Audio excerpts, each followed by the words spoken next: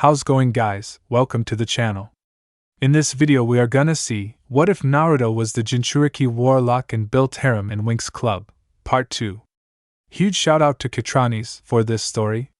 If you wants to see awesome fanfiction like this, don't forget to subscribe. Now let's get into the video. What you came to see, so what exactly did she do to you? Naruto asked, exasperated as some country hick was hassling a girl his age with a really bony frame. The man had ranted on and on about her being dangerous, and doing all sorts of nasty things. Well, she turned me into a newt, the man said, and Naruto's jaw dropped, and his right eyebrow shot up in the pure incredulousness of that statement. I got better? He said. Freaking dragon, did I walk into a Monty Python sketch? Naruto asked, looking left and right for cameras. Finding none, he sighed again. Unbelievable. Look, you ignorant crap pusher, if you keep this up then you're going to be hurting in places you don't even know you have, and it won't be by me. Naruto said, his eyes flickering with traces of hellfire. His body was slowly adapting to it. In a couple more years he figured he'd be completely fire immune instead of resistant enough to go skinny dipping in lava. He couldn't stay in for more than 5 seconds, but that was beyond the point. Then when I catch wind of it, and I will catch wind of it, I'll ram this so far up your crap hole that your whole inbred family won't be able to sit down. Naruto threatened, calling up a long, jagged and spiked purple crystal pole in his right hand as he picked the guy up by his shirt with his left one. Naruto, to his delight, had figured out his natural mana type was crystal, letting him do all sorts of fun things with them. He'd already figured out how to make hollow ones full of hellfire, and throwing spikes 3 times the size of his body like a bullet just had an appeal that he couldn't explain. Do you understand? He asked the fat farmer redneck, who nodded, shaking, and was then dropped unceremoniously on his butt and he ran off. You alright? He asked the girl, who was blushing a little and hiding behind her hair somewhat. I'm fine, you didn't have to help me, you know, she said, and Naruto shrugged. Well, just seeing anyone given crap they don't deserve just pisses me off. I suppose it's because apparently I was given a lot of crap before Grandma found me, Naruto said, chuckling, glad he couldn't remember something that had apparently been downright nightmarish by his grandma's description. Found? What happened to your parents? She asked. You haven't been keeping an ear on the gossip pools, have you? Naruto asked, and she shook her head. Well, according to the most recent one, I am the end result of a demon being killed by a crystal sword that had a blood-drenched chip embedded into the ground, and when the rain came the mud was soft enough for my 3-year-old self to claw out of the dirt just in time for Grandma to find me, Naruto said in a grandiose manner before snickering. Wait, so you're Naruto Uzumaki Iverto, Griffin Iverto's grandson? Naruto said with a slight bow.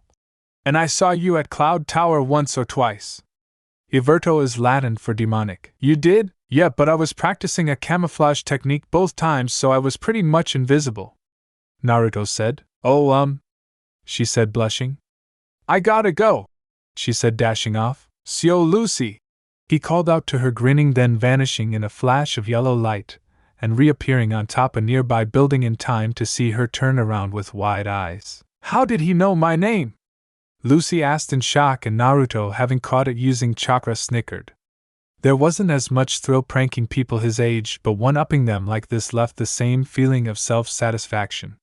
He turned to walk off, and a red-headed girl a head shorter than him was glaring at him, and hovering so she was eye to eye. That was mean, she said crossly. What?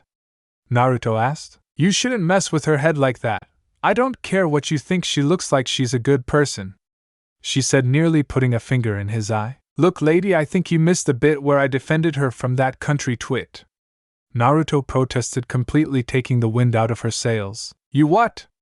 Mirda asked, then her eyes widened when Naruto just vanished in a flash of yellow light. She had seen him toy with Lucy for a second and had blinked just as Naruto Hira shined away, so she missed the yellow flash. Naruto reappeared in his bedroom at Cloud Tower and panted for a second. He had figured out how to Hirashin without a seal a year ago, but the bigger the distance, the bigger the drain. He put too much of his natural chakra in that one. I'll have to stick to my demon energies using that. They're limitless, by natural ones aren't, he said as he got his breath back. He had, true to his boasting a few years prior, had shot up like a rocket, and was now leveling out at an even 6 feet tall, a full half-foot over Hinata. The Alp should be giving a class now. No, he made it pretty clear that I'm not supposed to be there. Naruto thought, remembering the incident a few months back where he had used the sexy jutsu in the middle of his class while hinged as the guy's duplicate. The chase lasted 3 hours before Griffin broke it up and sealed Naruto's powers for a 3-day period. Luckily, since Naruto had long developed a fondness for ninja wire, he could still pretty much fly. He sighed, not really knowing what to do. He had really nothing planned for the day. Then he felt a familiar pulse and grinned wickedly. Well, looks like Miss Prissy Princess is back for the year," he said, and poured a bunch of demonic chakra into a sealless Hiraishin and vanished to reappear on the border of Alphea's territory. Luckily it was behind a tree, so his victim was unaware of his presence. Stella has a friend with her, and I'm guessing those are the girl's parents. I'm not sensing a lick of magic from the two of them. Where did you find this stray princess?" he thought, watching as the man slammed right into the anti-mundane barrier, but the rabbit just went through. That's gotta be a blow to the manhood right there. He missed it. Naruto thought, realizing the guy was too thick to even notice that a rabbit had gotten through no problem. "Don't worry, I'll send you home now, don't move," Stella said confidently, and Naruto snorted. She took off her ring and said the access word. "Solaria!" and it extended into a staff with a sun-like design at the head. Cheater, even use her own unaugmented magic," Naruto called out, leaning against the tree now in plain sight. "You! I knew it was you who sent that ogre," Stella called out, and Naruto raised an eyebrow. "Oh? How do you figure that, princess? Got any proof?" Naruto asked, using Hiraishin to teleport right into her face and match her glare. He had to look down a little to get it eye to eye, but that only added to it as he smiled broadly, his elongated canines showing. "Which spawn?" Stella shouted at him. "Spoiled brat," Naruto countered. "Demon freak," she screamed. "Failure," he returned, smiling even more now. "Jackfass," she said. "Ditz," he said. "Okay, break it up, you two." The redhead that Naruto gathered was Bloom said, getting between them. "Alright, did you send the ogre?" she asked him. "To where?" Naruto asked. "Never mind," Bloom said. "Was the ogre in brown overalls?" Naruto asked, getting a suspicion. "Yes, I knew it was you. You're still ticked off about my dumping you," she announced, and he spun around and was nose to Stella. "Alright, first off, we mutually broke it off on what I thought were good terms, princess. Secondly, the brown suspenders are standard issue to the janitors of Cloud Tower ogres all.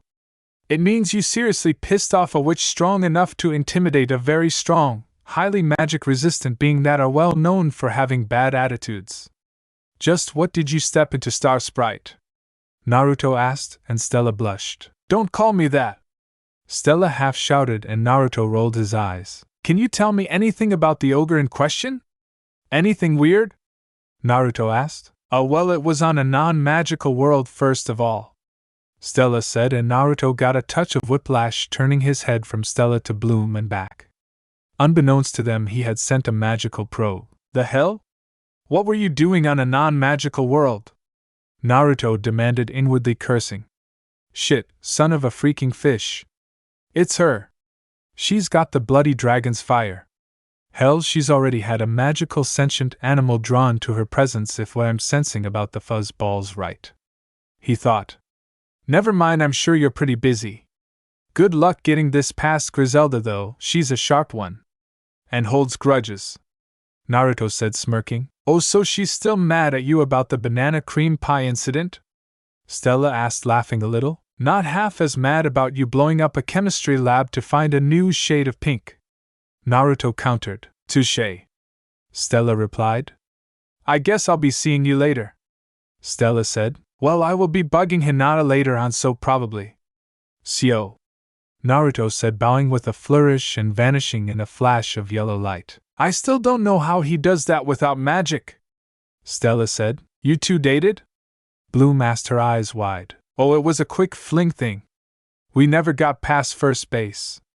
Although it's damn tempting." Stella giggled to herself. "Oh, right before I forget. Bye-bye now," Stella said, and Bloom's parents had pillars of light appear at their feet, and they faded from view. There are no worries now, I already know a way past Griselda, Faragonda's office. Goodness gracious Naruto, you startled me! Faragonda said, surprised with his sudden, uninvited and unanticipated arrival. Sorry, miss. I just came to warn you I've found the dragon's fire, Naruto said, and Faragonda's eyes went wide. Well then, young man? Was it that Stella girl the tricks are fixated on currently? Faragonda asked, and Naruto shook his head. No, but Stella found her, on Earth. I sensed the power, and it's everything I thought it would be. Raging but protective and nurturing. Her name is Bloom, red hair, about a half-inch taller than Hinata with blue eyes, and is followed by a pixie rabbit without wings, Naruto said, and Faragonda nodded. Thank you for bringing this to me, Naruto. Although I sense something else is amiss, she said. Good grief! Can't I get anything past you or Grandma? Naruto asked, exasperated, then sighed. Stella found Bloom while being attacked by an ogre wearing Cloud Tower issue overalls, so the tricks know about Bloom's existence at the least, so it's a bit of a step back already, Naruto said, and Faragonda nodded. You'd better go tell your grandmother. Now if you'll excuse me, I have to welcome the new students, Faragonda said, and Naruto nodded. Sio, he said, vanishing in a flash of yellow light. A few hours later, Naruto was walking down the streets of magic, a little drained from how much his grandmother had drilled him on all the information she could get. She had begun an investigation about the ogres to see if one was missing or the like. He grimaced at how intense she was about this and wondered why it was so much more personal for her than Faragonda or Saladin. Either of them showed the same fervor. He was getting looks left and right, and in all honesty Naruto couldn't blame them. A 6-foot man with a long crimson braid and golden spikes for bangs, wearing a black trenchcoat and with a vicious custom black claymore that was as big as he was hanging to his back without any form of hooks or straps, was indeed an odd sight. He was proud of his sword, or the Ninth Reaper, as he called it. The blade was 9 black triangles getting progressively shorter, with the tip of one in the base of the next, and each triangle held a unique rune, with the pommel holding an enchanted gemstone that would cause the blade to violently reject anyone but himself from picking it up. Every edge was razor sharp, and altogether it was about 120 pounds. Having made it with the help of his grandmother, Faragonda, Saladin, and half of the Cloud Tower faculty including Thorn, it was one nasty piece of work that had been tempered in hellfire and oiled in his own blood. This was his sword. Each triangle down the length had an enchanted rune with a different effect. The first rune allowed Naruto to summon it by meditating for 5 minutes. Useless in combat but further insurance against the chance of it being stolen, Saladin had added that, saying that he'd find such a thing useful and practical. The second rune he put in himself, which caused a near-perfect duplicate of the sword to appear in the other hand for double-blade combat. The third rune was from Hinata, who enchanted the blade to fly back to his hand if within a 1K radius, letting Naruto use it as a ranged weapon. The fourth rune was from Faragonda, who enchanted lightning into the blade and laid the foundation for the next 2. Edeltraed had added the fifth rune, which imbued the blade with icy effects. Zarathustra added the 6th rune, which caused a sheen to cover the blade, allowing Naruto to literally bat magic away with it, Jutsus 2. The 7th rune was a gift from Hinata, which allowed the sword to fly with Naruto surfing on it. The 8th rune was a gift from Stella, which caused the sword to emit a powerful bright light in either a concentrated glow or a blinding flash. The 9th rune was a second gift from his grandmother that, in all honesty, Naruto had no clue what it was meant for or what it did. It had so much power it scared the crap out of him. The handle was made of 1,000-year-old ash that Thorn had enchanted with its defensive properties. The metal itself was pure duskstone, an ore that could only be found at night by nocturnal beings, making it very rare. Mr. Knight had a large stock that he had donated for the blade that seemed to drink in the light around it. It literally was. The final piece was a creme de la creme that Naruto had put together. It was the dark gemstone in the pommel. This piece actually caused the blade to absorb light like a solar panel and convert it into its own mana store that could be used to activate the runes. It also allowed the sword to carry itself on Naruto's back without an issue. What was really cool though was that the sword was developing a mind and could actually perceive the world and speak telepathically. It was a stupid mind, but an observant one. Master 2 of Makers are coming. There are 4 more with them, 1 of fire, 1 of nature, 1 of sound, and 1 of machines," Reaper said to Naruto, and he nodded and jumped up high onto a nearby roof. He didn't have to wait long as both Hinata and Stella walked through the street below with 4 other girls in tow with Bloom among them. Reaper always referred to everyone who had a hand in its creation as a maker, except Naruto, who was master. "Oh, I can't resist," Naruto said, and he jumped again and teleported just behind them, causing the one with black pigtails to jump in fright. "Holy! Who are you?" she demanded, shocked. "Hey Naruto," Hinata said pleasantly. "Hey Hina-chan. Mind introducing me to your friends?" Naruto asked, relishing the looks of shock he was getting off the girls, and was able to make snap discoveries about their personalities. Bloom hadn't panicked too badly, but the trenchcoat and Bifes, big fucking sword, had thrown her off balance. She out of her element here in magics. The one with long brown hair was a serene girl who quickly regained her composure. The one with pigtails was very excitable and energetic. Finally, the one with violet hair was very calm, but she had weird chakra flows around several internal organs. "A cyborg?" Naruto thought curiously. "Why are you staring at me?" she asked. "I was wondering just which of your organs are cybernetic," Naruto said, and she blushed. "You can tell? So easily? How?" she asked, and Naruto put a finger to his lips and winked. "Oh, drop the cloak and dagger deal, Naruto. This is Tekna, Musa, Flora, and Bloom," Hinata said, and Naruto shook their hands as they were introduced. "Hey, was Stella telling the truth? That your grandmother is the founder and headmistress of Cloud Tower, and that you've lived there since you were a toddler?"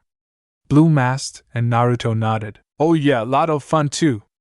You see, you have to be cunning and downright nasty, or everyone's walking over you. Curses, hexes, jinxes, traps, and outright violence is encouraged. As long as no one takes it too far, then it's all in good fun," Naruto said, grinning. "And what exactly constitutes too far by Cloud Tower standards?" Tekna asked. "Somewhere below death and above decapitation." Naruto lied, his face completely straight. "You're lying," Tekna said. "I didn't know. I have a tell," Naruto said, frowning a little. "Your heart rate increased ever so slightly," Tekna said. "Ah," Naruto said calmly. "How did you tell?" Naruto asked. "The skin above veins ripples slightly with every beat. It is difficult to notice without ocular enhancements," Tekna replied. "Okay, I'll buy that. So Hinata, you and Stella still splitting a room?" Naruto asked and got a nod. "Stella still snore like a foghorn?" he asked, getting a squeak of embarrassment and outrage. "I do not snore," Stella protested. "So Stella, does Hinata still tie herself up in the sheets?" Naruto asked. "You liar! You've never seen either of us sleep," Hinata countered. "Alright, fine, you got me," Naruto said, his hands up. "Anyways, this is girl time, Naruto, so push off," Stella said with a dismissive gesture. "Oh, just for that I'm gonna stick around anyways," Naruto said, grinning. Then a portal opened under his feet, but Reaper was ready and simply started hovering, holding its master up. "Nice try, Hina-chan," Naruto said, his grin showing his fangs clearly, combined with his eyes, which now resembled his grandmother's slitted yellow orbs to AT, and his attire made a freaky sight. "Not like a lion, think a yellow cat eye. I knew I shouldn't have helped you make that hunk of junk," Stella said. "Hey! Reaper is an artifact class weapon. People would sell their souls to have this bad boy call them master," Naruto protested. "An artifact? And you made it? The raw energy and complexity required for such a level are on par with expert architects. Who did you have assisting you?" Tekna asked with renewed interest. "The headmasters of all 3 schools of magics," Naruto said, and there was a stunned silence. "I also had help from half of the Cloud Tower faculty, as well as Stella and Hinata," Naruto said. "Don't forget you used your own blood charged with demonic energies as a coolant while forging it," Hinata said, goggle-eyed, staring. "Your own blood? Oh dear, didn't that hurt?" Flora asked. "Pain is just the body's way of telling you what's going on. Acknowledge it, and it feels like an itch at worst," Naruto said, waving it off. "Still, the amount required to hold a blade that size is roughly 10 liters at the minimum, which is over twice the amount the human body is capable of holding." "How did you spill enough without killing yourself?" Tecna asked. For an answer, Naruto bit hard into his hand and showed them the steaming and rapidly closing wound. Regeneration. Fascinating. Your metabolism must be incredibly powerful to hold such an ability. Hey, you should see me hit a buffet. I've been banned from most of them. Naruto said, grinning. Alright, Naruto, you've had your fun, now be a gentleman and shoo. Stella said, and Naruto raised an eyebrow. Since when am I a gentleman? Naruto asked. Since now. Banishment! Hinata called out, and Naruto was enveloped in darkness before vanishing. There, now let's have some fun, Cloud Tower. Naruto blinked as he reappeared in his bedroom. Man, Hinata, you've gotten quick on the draw, he said, grinning before vanishing again in a flash of yellow. Still, I wanna see just what scam Stella cooked up. It's probably only half-baked because it was on the fly, but still I wanna see it fall apart, he thought as he reappeared on a rooftop with them down the street. A few moments of roof hopping later, and he was in close range. What the? Bloom's gone? Naruto said, then his eyes widened as he remembered the secondary effect to Hinata's banishment spell. Temporal distortion. He'd been gone anywhere between 10 minutes to 3 hours. Son of a bitch. Hinata, you should know better than to use that on me. He swore mentally loud enough that Reaper heard it on his back. Reaper, I want you to find the nun maker with fire magic, Naruto said, and his brow furrowed in concentration as he sent out a chakra pulse. 5 near fire users, Reaper informed him, and Naruto sighed. He'd already sensed them, but none of them were even female. Then he got it, just a wisp near the edge of his range. How long was I out? Naruto asked as he jumped off and, using both Reaper's flying and adhering abilities, flew towards Bloom's signature, with the only sound being the trenchcoat flapping in the wind. Well, I am a fairy, Bloom announced, trying a pathetic attack against the Trick Sisters. Maybe I was wrong about her having the dragon's fire, Naruto thought as he watched her get trapped in ice crystals, blasted back by waves of darkness, then hit with a twister. If it gets too dangerous, I'll step in, but I want to see what she's capable of, Naruto thought. Demon's mirage, he said, and quickly faded from sight into nothing but a slight shimmer on the rooftop. In short order, Bloom was reduced to a fairy sickle, and just as he was about to interfere when Hinata, Stella, Tecna, Flora, and Musa showed up and powered up, along with some music. What the fuck? He whispered, hearing the strange word Winx being repeated over and over as all 4 of the girls erupted into different colored light and stepped out transformed. Stella had a glittery yellow top and short skirt with her staff out and ready in orange-heeled boots. Musa was in a similar outfit that had transparent mesh between the two and a pair of headphones on. Flora was in a single-piece version that looked similar to pink flowers that would flow in the wind, complete with a choker that had a clover on it, and a pair of elbow-length pink arm warmers.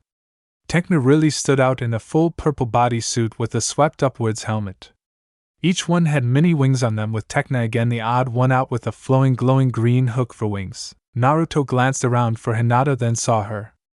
Her transformation produced no light, but instead sucked it up so it was nearly invisible. She was in a tight black kimono and female shinobi sandals with a small pair of black feathered wings on her back. She was a fairy of space and time, creating dark portals to do her duty. Not someone to mess with, especially since she specialized in redirecting attacks. The only guaranteed way to get her was by surprise. Though in battle there are no guarantees, Naruto half-consciously quoted from a biography of his father Minato Namikaze. Looks like born fairies have horrible pun names, Naruto thought as he saw the girl's power in action against one of Cloud Tower's janitors. A nearly blind and very mild-natured ogre run named Canute. Kid of his litter, but surprisingly smart for an ogre. In nearly no time the poor oaf had been tossed away like a rotten apple. Icy attacked in short order with a minigun-like barrage of ice shards, and Tecna called everyone behind her, and created a shield that the ice broke and shattered against. Looks like it's designed to stop physical attacks using a high-energy barrier and a pulsing shield-like pattern. If the pattern is disrupted with more energy, or if it's pierced, the whole thing will shatter with a Naruto thought before Stormy blew up the shield with a simple burst of lightning. Yep, he said. Time to get in there. he said as Hinata and Stella stood up to prepare a teleportation and Naruto raised a crystal shield through the alleyway to block the ice blast. He let it shatter and dissolve before taking off, still under the disguise of his demon mirage. He decloaked and landed just as Stella was about to confess. I may have been fibbing a little about Bloom's background a little. I'll explain everything on the way back to Althea, Stella said. And where were you? She asked Naruto. Ask Hina, she's the one that chucked me into a time gap, Naruto said, and Hinata had the decency to blush. Still, you girls need to learn about biting off more than you can chew. Those three are dangerous even by my standards. If I hadn't put up a shield to halt the blast teleportation or not, you'd be corpsicles, Naruto said, and they looked nervously towards each other. Wait, you saw that? Musa asked. Yeah, I was about to step in when you showed up to help Bloom, and I wanted to see what you're capable of. I forgot for a bit that almost all of you are first-year students, and I should have stepped in earlier. I'm sorry, Naruto said with a slight bow. That's all right, a confused Tekna said, unsure of herself. You girls had better head back to Althea. It's past curfew. Remember Hina-chan? Naruto asked, smirking. Oh no, Mom's going to be so worried, Hinata exclaimed. I'd better get going myself. Sio! Naruto said and vanished in a flash of yellow light. Cloud Tower. And just where were you, young man? Griffin asked as Naruto reappeared, causing him to sweat drop. I just can't get away with anything, can I? Naruto asked mentally. I was watching the tricks and making sure that they didn't outright kill anyone, Naruto said. You're not telling me everything. A statement, not a question. I really can't get away with anything. Alright, I was following the girl that I think has the dragon's fire. She's befriended Stella and Hinata as well as 3 others. The ogre that attacked them was Canute. The one with the dragon's fire shows next to no skill with magic, further confirming the fact she was raised on a mundane world. The Trick sisters are still focused on the Ring of Solaria and as of yet have not noticed what's right in front of them, but it's only a matter of time now. I think that we should use Canute ourselves so that we have a pair of eyes and ears in their circle, Naruto explained, and Griffin nodded. Yes, that would be useful. A recording rune that shows us what he sees and hears would do the job nicely. You're off the hook this time. Don't let me catch you breaking curfew again, Griffin said, and Naruto nodded. Alright, Grandma, you won't catch me breaking curfew again, Naruto said, and Griffin glared at him for a moment before laughing. Oh yes, I've done a good job with you, she said, patting him on the back, and was swept up in a bear hug. Damn straight. Well, I'll see you at breakfast, Naruto said, smiling as he put her down. Sleep well, she said as she closed the door. Good night, Naruto said before putting Reaper on its stand. He hung up his trench coat and jumped to the 2nd level without a hitch. He stretched in his scarlet muscle shirt and baggy black cargos held up by a burnt orange leather belt that tied into a pair of running shoes that were dark gray. Alright, I've got down that Hiraishin like the back of my hand. Now for the other original, the Rasengan. Probably a good thing I trained to do the Hiraishin so hard. It's just damn useful. And if this Rasengan is on that level, then I'll have another ace, Naruto said, grinning, then snorted. Like I need any more aces.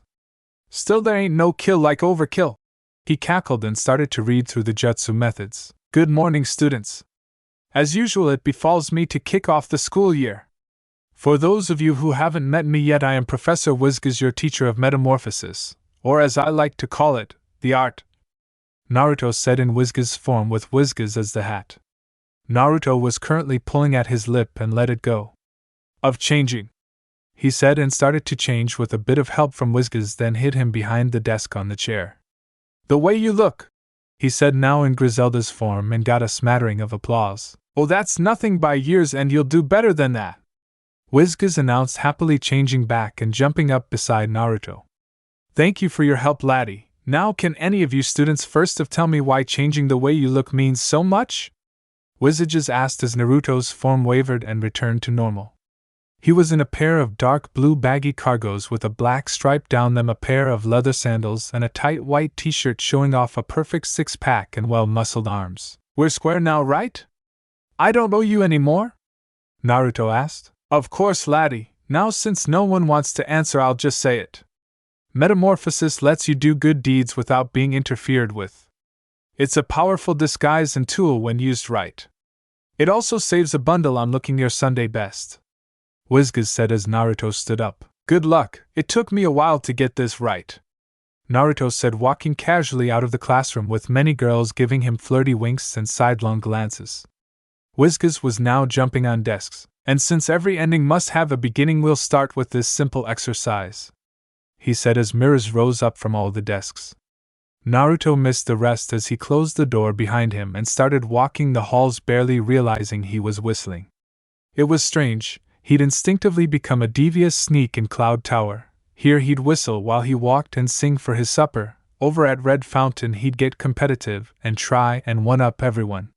He could hold his own against a few second-year students, but the faculty could just lay him out. He learned that one the hard way. Thank the dragon for regeneration. Naruto thought wryly. Hello, Naruto. Care to accompany me? Farragonda offered, surprising Naruto, but he kept his composure.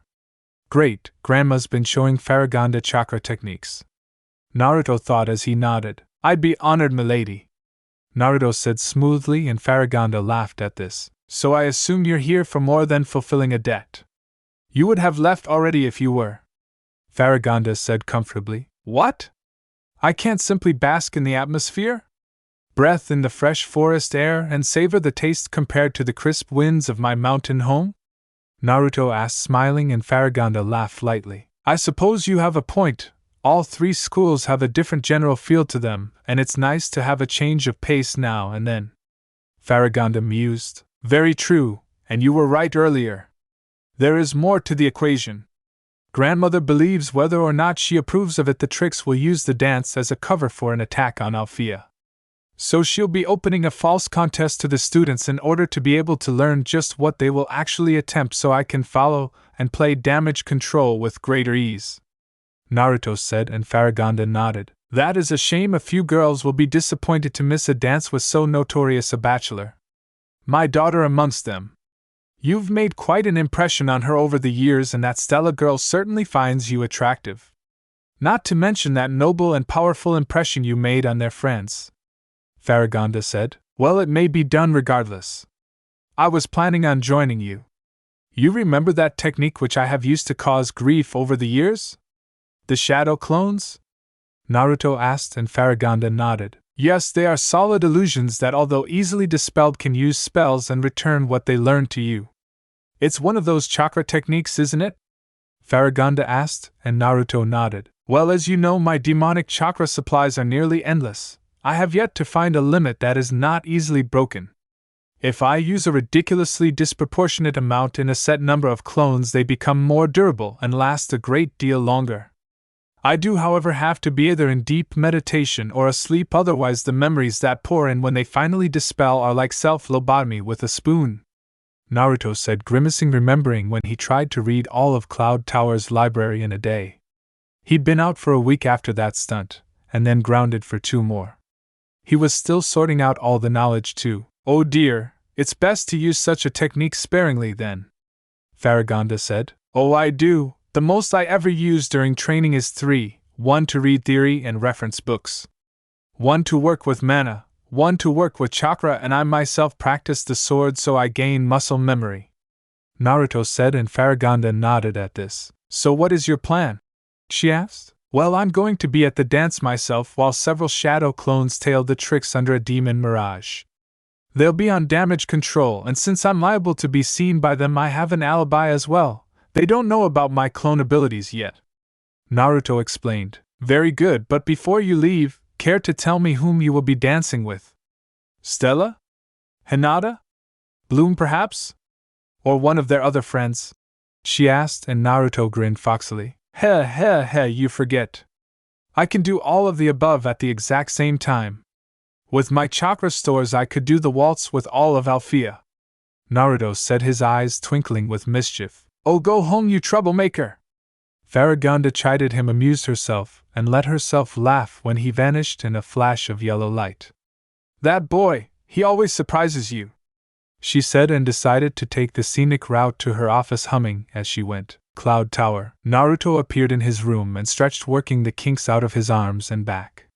Using his natural chakra to cross those kinda distances was a little tiring, but he recovered quickly and liked the feeling of healing. It told him he was getting better and could do more. He grabbed his trench coat and reaper, changed from sandals to combat boots with socks, and stalked out of his room, fishing a pair of fingerless gloves out of his pocket and slipping them on. He yawned broadly as he neatly stepped over a tripwire of one of his more recent victims trying to catch him in the very prank he used on them. "This warrants retribution, Chica," Naruto said, grinning, thinking up a prank for the bird-based which was mostly based, yes, around birds. A simple translation rune tuned to the common chicken in an unnoticeable location will provide hours of entertainment. He thought, his grin turning evil. He had learned a while ago to figure out individual tells and put two and two together quickly when witches came for revenge. Naruto prided himself in his lack of a signature on his pranks. That had unfortunately become his signature, but learning to fake another person's made it ever so sweet.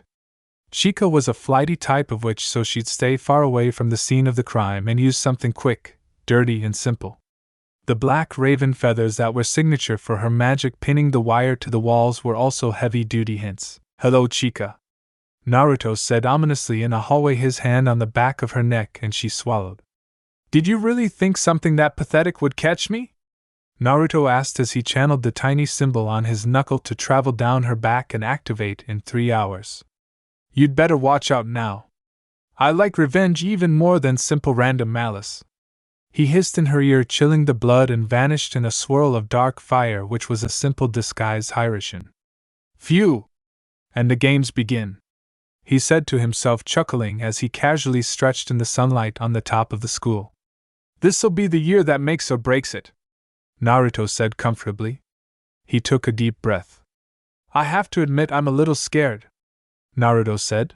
"Well, regrets or not, I have a job to do, and a home to protect," Naruto said with self-conviction, his eyes flashing red then blue with energy as both types of chakra flared into a massive aura, one after the other, with the red one twice as long, twice as wide, and twice as tall. He then looked up at the sun. "Nah, I think I can swipe an early lunch," he said as he used the Hiraishin to jump down several floors to the central staircase. Then jumped into the void and down another 15 floors, using the floor on the one above and a chakra-covered hand to launch himself into the kitchen, neatly avoiding being seen by the cook. The man had a bad attitude but was good at what he did. Really good. So good he would lip off to Griffin and keep his job. Naruto cloaked himself in chakra and demonic chakra equally, causing light to bend around him, leaving only a slight disturbance in the air. Think the Predator. It was his ninjutsu equivalent of the demon's mirage he used when he didn't want his mana sensed. He reached out to a large bowl full of chopped veggies, intent on getting a handful when the ladle wrapped hard on his hand. "You stupid brat! This is my kitchen! Out! Get out! And if I catch anyone else in here, I'll chop them up for the stew," the cook said, beating over the still cloaked Naruto with the ladle and shoving him out into the hall, slamming the door behind him. "Well, that could have gone better," Naruto said, decloaking, and a nearby witch laughed. "Oh, screw you," he snarled, knocking her out of his way. He just felt lucky that ladle was clean. He was getting a little big for the direct approach of just walk up cloaked and snag something, especially now that he was eye level with that bad-tempered blue-skinned fat ass that hopped everywhere he went. "Damn Jianshi. Chinese vampire Shinko's species. Jianshi? Is that what the blue tub of lard is?" the witch asked. "Don't you have classes?" Naruto asked, turning to get a good look at her. She had pure white hair and a spiderweb pattern all over her clothes. "Don't you?" she countered. "I'm the headmistress's grandson, not a student," Naruto said to her. "So you get preferential treatment?" "Oh, that's real fair," she said. "3 things. 1. Life's not fair. The shit you got when people realize you're a witch should have taught you that. 2. I've lived here since I was 3. I picked up a hell of a lot over the years, and my idea of time well spent includes practicing and expanding my powers. 3. And this is the more important part," Naruto said, drawing her close now and grinning. "The faculty unanimously agree that they couldn't handle me being in their classes," he said, and she chuckled. "Fine stud, you made your point." Still, what's a Jinchuriki? She asked. Hopping vampire. They have a couple extremely enhanced senses on top of massive strength and speed. The cook has enhanced smell and taste, so he really knows what he's doing. And he's also serious with death threats. If you look through the mystery meat he sometimes puts out, you might find jeweler from the poor bastard he chopped up. Naruto said. I'm calling bullshit on that. She protested. Call it what you will, but avoid ending in the stew. Naruto said and vanished in front of her. Again, this was a normal Hiraishin, but he used an illusion to smother the light. It would have been fun to keep tormenting her, but I was getting close to the ridicule's line. It was another term Naruto coined while trying to lie to his grandmother. He could get away with it to a certain point, but when he crossed a certain line the game ended. So nothing till lunch. He thought, then tried to use the Rasengan, getting a lot of wind as he spun his chakra violently in his hand until it was enough to throw him around if he hadn't used the tree walking technique to stick to the floor. Good thing I'm back on the roof, he said, the glowing blue energy spinning wildly in all sorts of directions. Let's see what next? Naruto asked himself, pulling out the Rasengan scroll. Alright, it's incomplete, but up next is containing and maintaining it. How the hell am I supposed to do that? A skin over the ball or something? Sweet, Naruto said, musing out loud and getting it. He concentrated on forming an empty chakra skin and created a Rasengan under it, and it formed within a second. This doesn't seem like I did it right, Naruto mused, tossing it over his shoulder. Vlawish. Naruto blinked and whipped out the scroll again and read it through. No, he wasn't able to either chuck it or put elements in it before he went 10 rounds with that fucking fox. I'll figure out how to do it the normal way, then add elements, then… this is supposed to be a big bad trump card, could mana be added? He mused, then tried to combine them in one hand and was blasted back 10 feet with chunks of stone attached to his feet. Ow, he murmured. That just looked painful. Griffin stated from overhead. I can't dally long with my paperwork breeding like vermin, but might I suggest using one hand for mana and the other for chakra? She said, and Naruto grinned. And could you keep collateral damage to a minimum? The whole tower is self-repairing. I could knock it down, and it would literally pick itself up, Naruto said, putting his hands behind his head as the stones on his feet rolled away and seamlessly melded into the tower again. Don't you even dare try, she said dead seriously, and Naruto threw up his hands in submission. Alright, I won't, he said, then gave an exaggerated sigh. You're impossible, she said, shaking her head. I am your grandson, he countered. That you are, Griffin said, smiling, and vanished. Use each hand to control one aspect, mana and chakra. But there are 4 mana, chakra, wind, and hellfire, Naruto thought, and he concentrated and kicked himself up and concentrated, making a doppelganger like Darcy would. As a mana creation, it had a perfect copy of his chakra. Like a shadow clone would have all the mana, doppelgangers had all the chakra. They nodded to each other, and with his right hand Naruto spun the chakra and formed using his left to add wind in. Shit, it's destabilizing, it needs a solid edge. He mentally swore and forced it into a jagged shuriken shape. While this was happening, his clone was mixing in mana and hellfire, turning the silver shuriken into a dark purple and smoke-billowing monstrosity that they held between them. We gotta ditch this thing, they shouted in sync and hurled the attack as far away as possible, with the clone dissolving into a sphere of light that melded into Naruto again.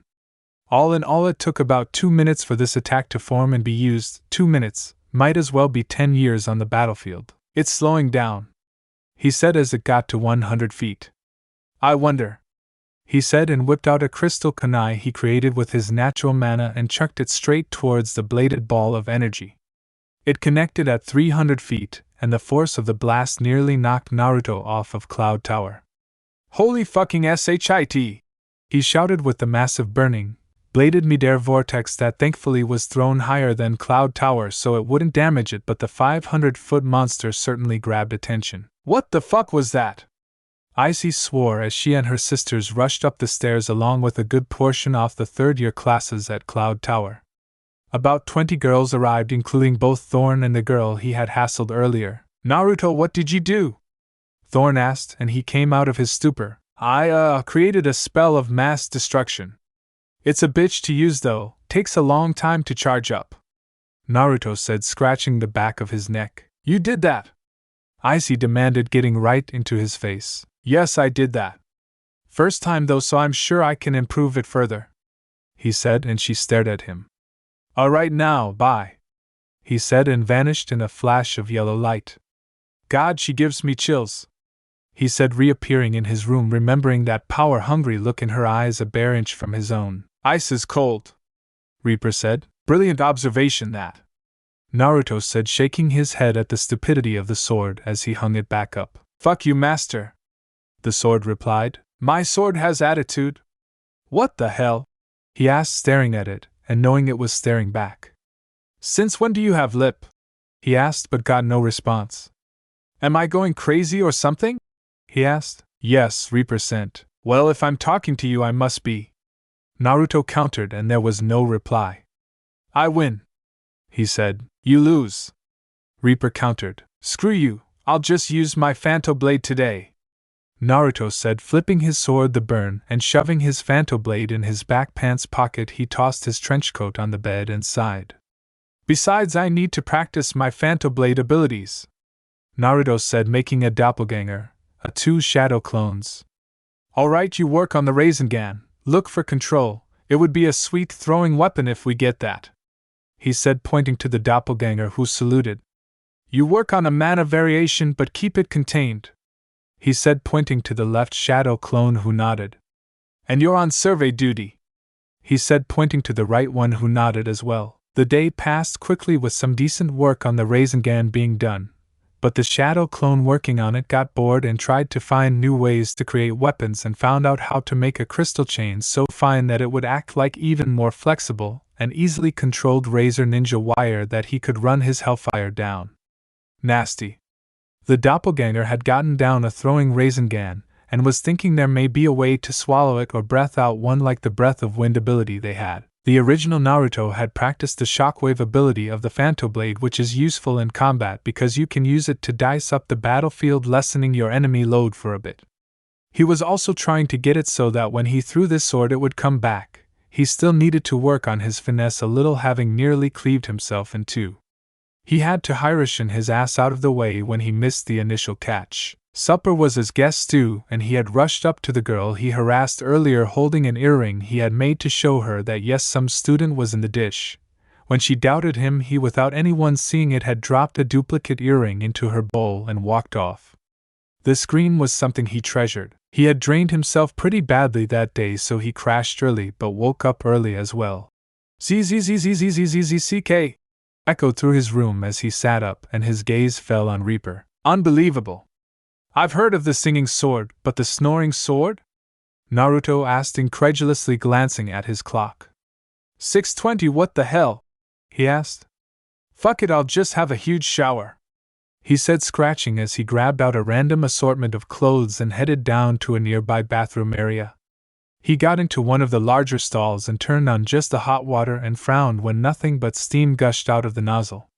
He sighed and added a little cold, getting bubbling hot water to pour over him as he went through the long job of washing his huge head of hair. He finished an hour and a half later, walking out feeling refreshed and very clean. I'm not going into any more details. For female fans, all you have to know is that he's tall, strong, and soaking wet. He stepped out of the bathroom in a burnt orange t-shirt and faded jeans with a black leather belt. He had normal black sneakers with dark red lining. His hair shining and back in its braid, he walked casually down for breakfast, knowing full well that the cook would skin him alive if he went anywhere near the kitchen. That Jinchuriki was a nasty piece of work. His punches were second to none. Think Tsunade level strength with an even worse temper. Naruto was trying to figure out a way to match it, figuring chakra would do it, but something was missing from it. He couldn't put his finger on it yet, and his grandmother didn't give him a random and utterly brilliant flash of insight. Yet, oatmeal, toast, and omelets with bacon bits and chopped peppers. Nice, he commented, sitting and not spotting the onion in the omelet.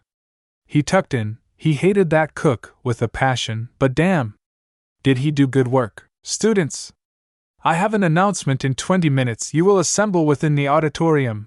Lateness will not be pardoned or excused, Griffin announced, and a lot of young women picked up the pace. In short order, Naruto was sitting cross-legged and looking up towards his grandmother, and drawing a lot of attention. It stood to reason, he was sitting on the ceiling after all. Now students, as you know, the fairies of Alfea are throwing a party tonight, and once again we are not invited.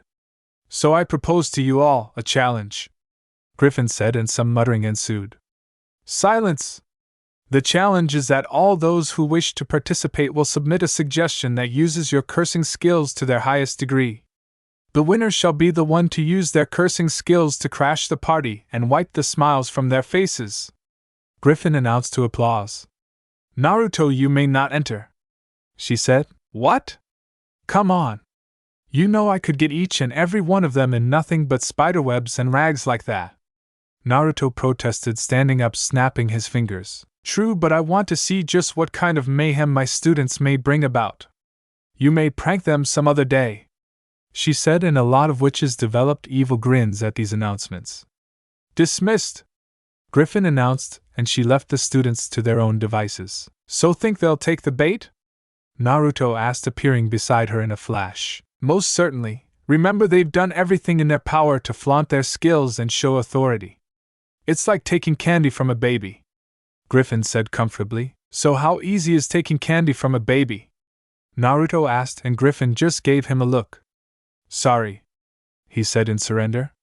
So what next? Wait till they send in a suggestion, then I sick cloak shadow clones on them, Naruto asked, and Griffin smiled. Just wait, you'll know what and when. I trust your judgment, Griffin said, and Naruto smiled. About 2 hours later, the Trick sisters were in Griffin's office with Naruto lounging around the window behind the headmistress. I've gone over all the entries, but this atrocity stands out, Griffin said, slamming down the idea the Tricks submitted. It's downright disgusting, immoral, and depraved. In other words, it's the best. You've taken hints from my own stunts, haven't you? Naruto asked from behind his grandmother, and he got a nasty grin in return. Wonderful work, great start to the year. Now I want you three to make sure this happens. Failure is not an option. Understood? Griffin said. Oh, don't worry, Professor.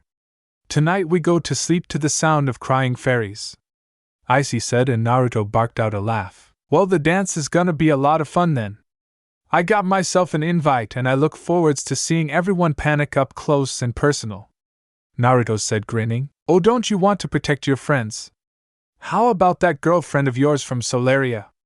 Darcy asked. We've already broken up, also it only means she off my hit list. For now. It doesn't mean she gets some kind of protection. If she can't protect herself, then it's more annoying than anything, Naruto said with a shrug. Thank you for the lying lessons, Saladin. Naruto thought wryly. Oh, so you're on the market? Stormy asked and stiffened as she felt a hand on her butt and spun to face Naruto, whose illusion faded out. Are you offering? Naruto asked straight to her face, and she pressed up against him. Well, either you like the idea or you've got a Phantom Blade in your pocket, Stormy teased, trying to make him flustered. A bit of both, but the question is, which do you prefer? Naruto asked in a tone that an incubus would be proud of, and Stormy blushed. All right, break it up, you two. Stormy, you can flirt later, we have to get moving, Icy said, grabbing Stormy by the shoulder and pulling her back.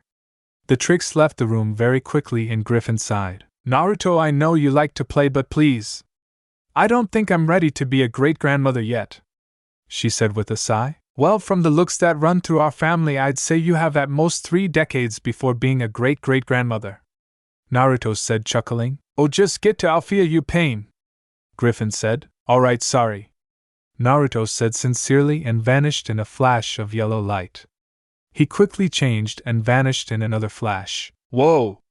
Stella shouted. She was in a very revealing orange gown. Hello, Naruto, Hinata said calmly, in a simple but appealing long dress with a slit on her left leg revealing heels, and the gown was low cut on her generous figure with her hair flowing freely. She had a small black leather choker on to complete the look. Naruto whistled. Sexy. You two went all out, Naruto said, grinning. He was in a sharp black and white tux with a formal white wool trenchcoat replacing the jacket. The white pants with black lines up the side and black formal shirt underneath were well pressed and clean. Now, Naruto said confidently, vanishing. Shall I? He continued in stereo as Naruto stepped out from behind both Stella and Hinata, taking their right hand each. "Have this dance, mademoiselle?" they asked in perfect sync, and a few nearby fairies giggled at the sight. "Flirt," Stella accused without any real venom in her tone.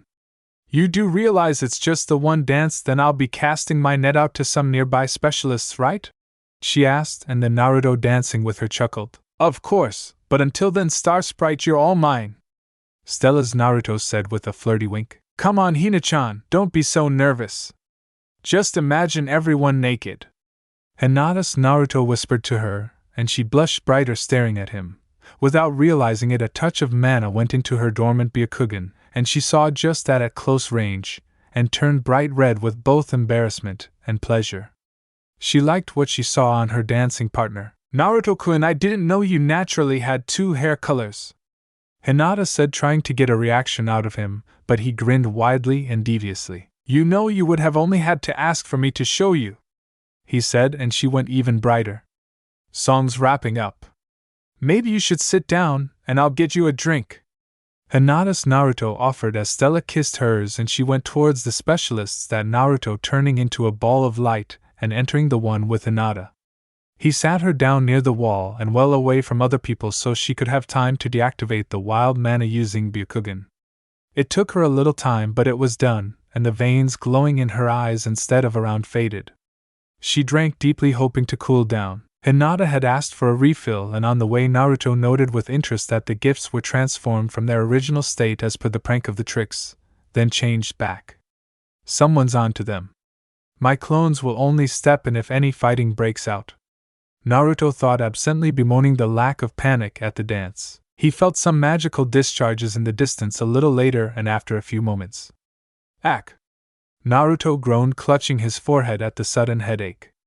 His shadow clones had been dispelled by wide-range attacks that they couldn't dodge, or they'd give themselves away. Bloom had a full fairy transformation but hadn't used any magic outside of flight. She had transformed to a theme song, and one of the shadow clones had used itself to brace her impact, so she was dazed instead of concussed. The tricks had stolen a small case, but it didn't have the same energy signature the Ring of Solaria would give out. About 5 minutes later, Bloom arrived in a unique dress that really complimented her. Naruto gave out a loud whistle from the opposite side of the hall, and Hinata playfully bopped him in the back of the head. "Hey, it was a clone, not me," Naruto protested. "They are you," Hinata countered, and Naruto grinned. "Come on, you flirt," she said, and Naruto followed her to her friends. "Still, it'll be funny," Stella announced, chuckling as Hinata and Naruto arrived. "What will be funny?" Hinata asked. "Oh, I love a good joke," Naruto said smoothly as Tecna, Musa, Flora, and Bloom went a little wide-eyed at his appearance, then returned to normal. "We altered one of the enchanted eggs that we switched with the ring," Flora said calmly and giggling slightly. "Nice," Naruto said, appreciating that he was going to see a prank tonight after all.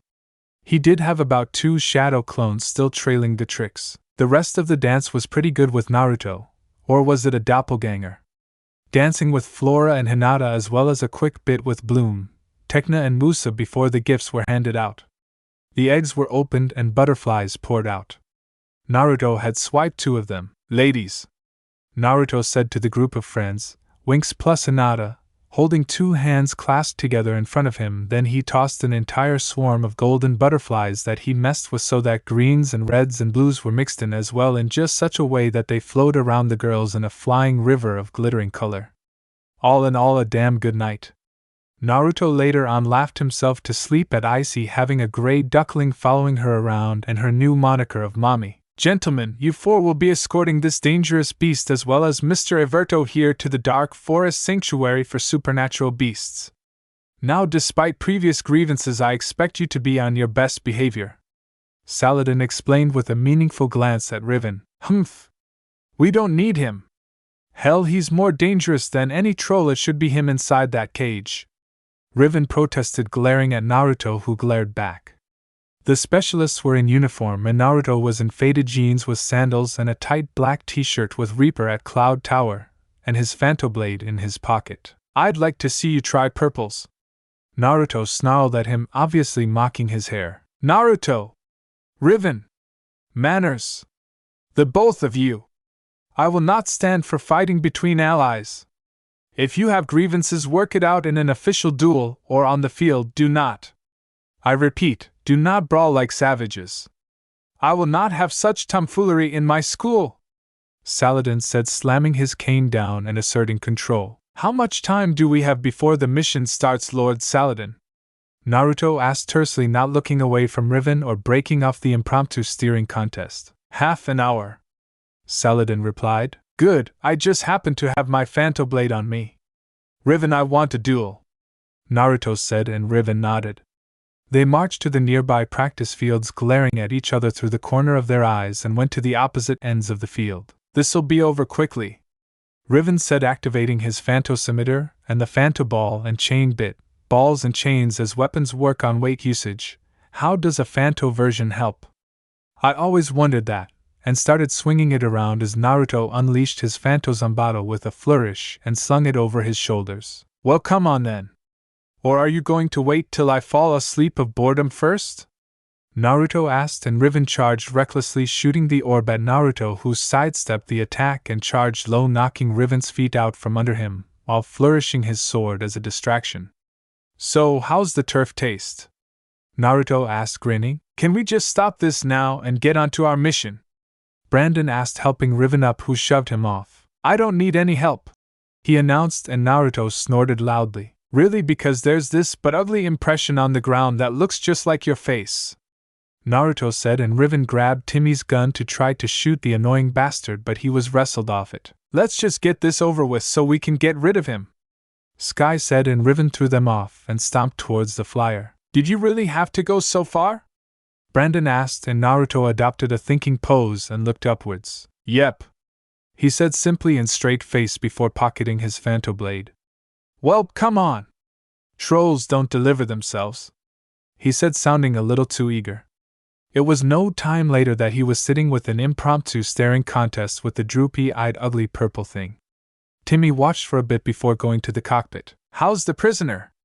Brandon asked. Quiet, I think Naruto is intimidating it, Timmy said. Good, at least Snake Eyes is good for something, Riven said, snarling. Naruto could hear them loud and clear. Hey, he's not that bad.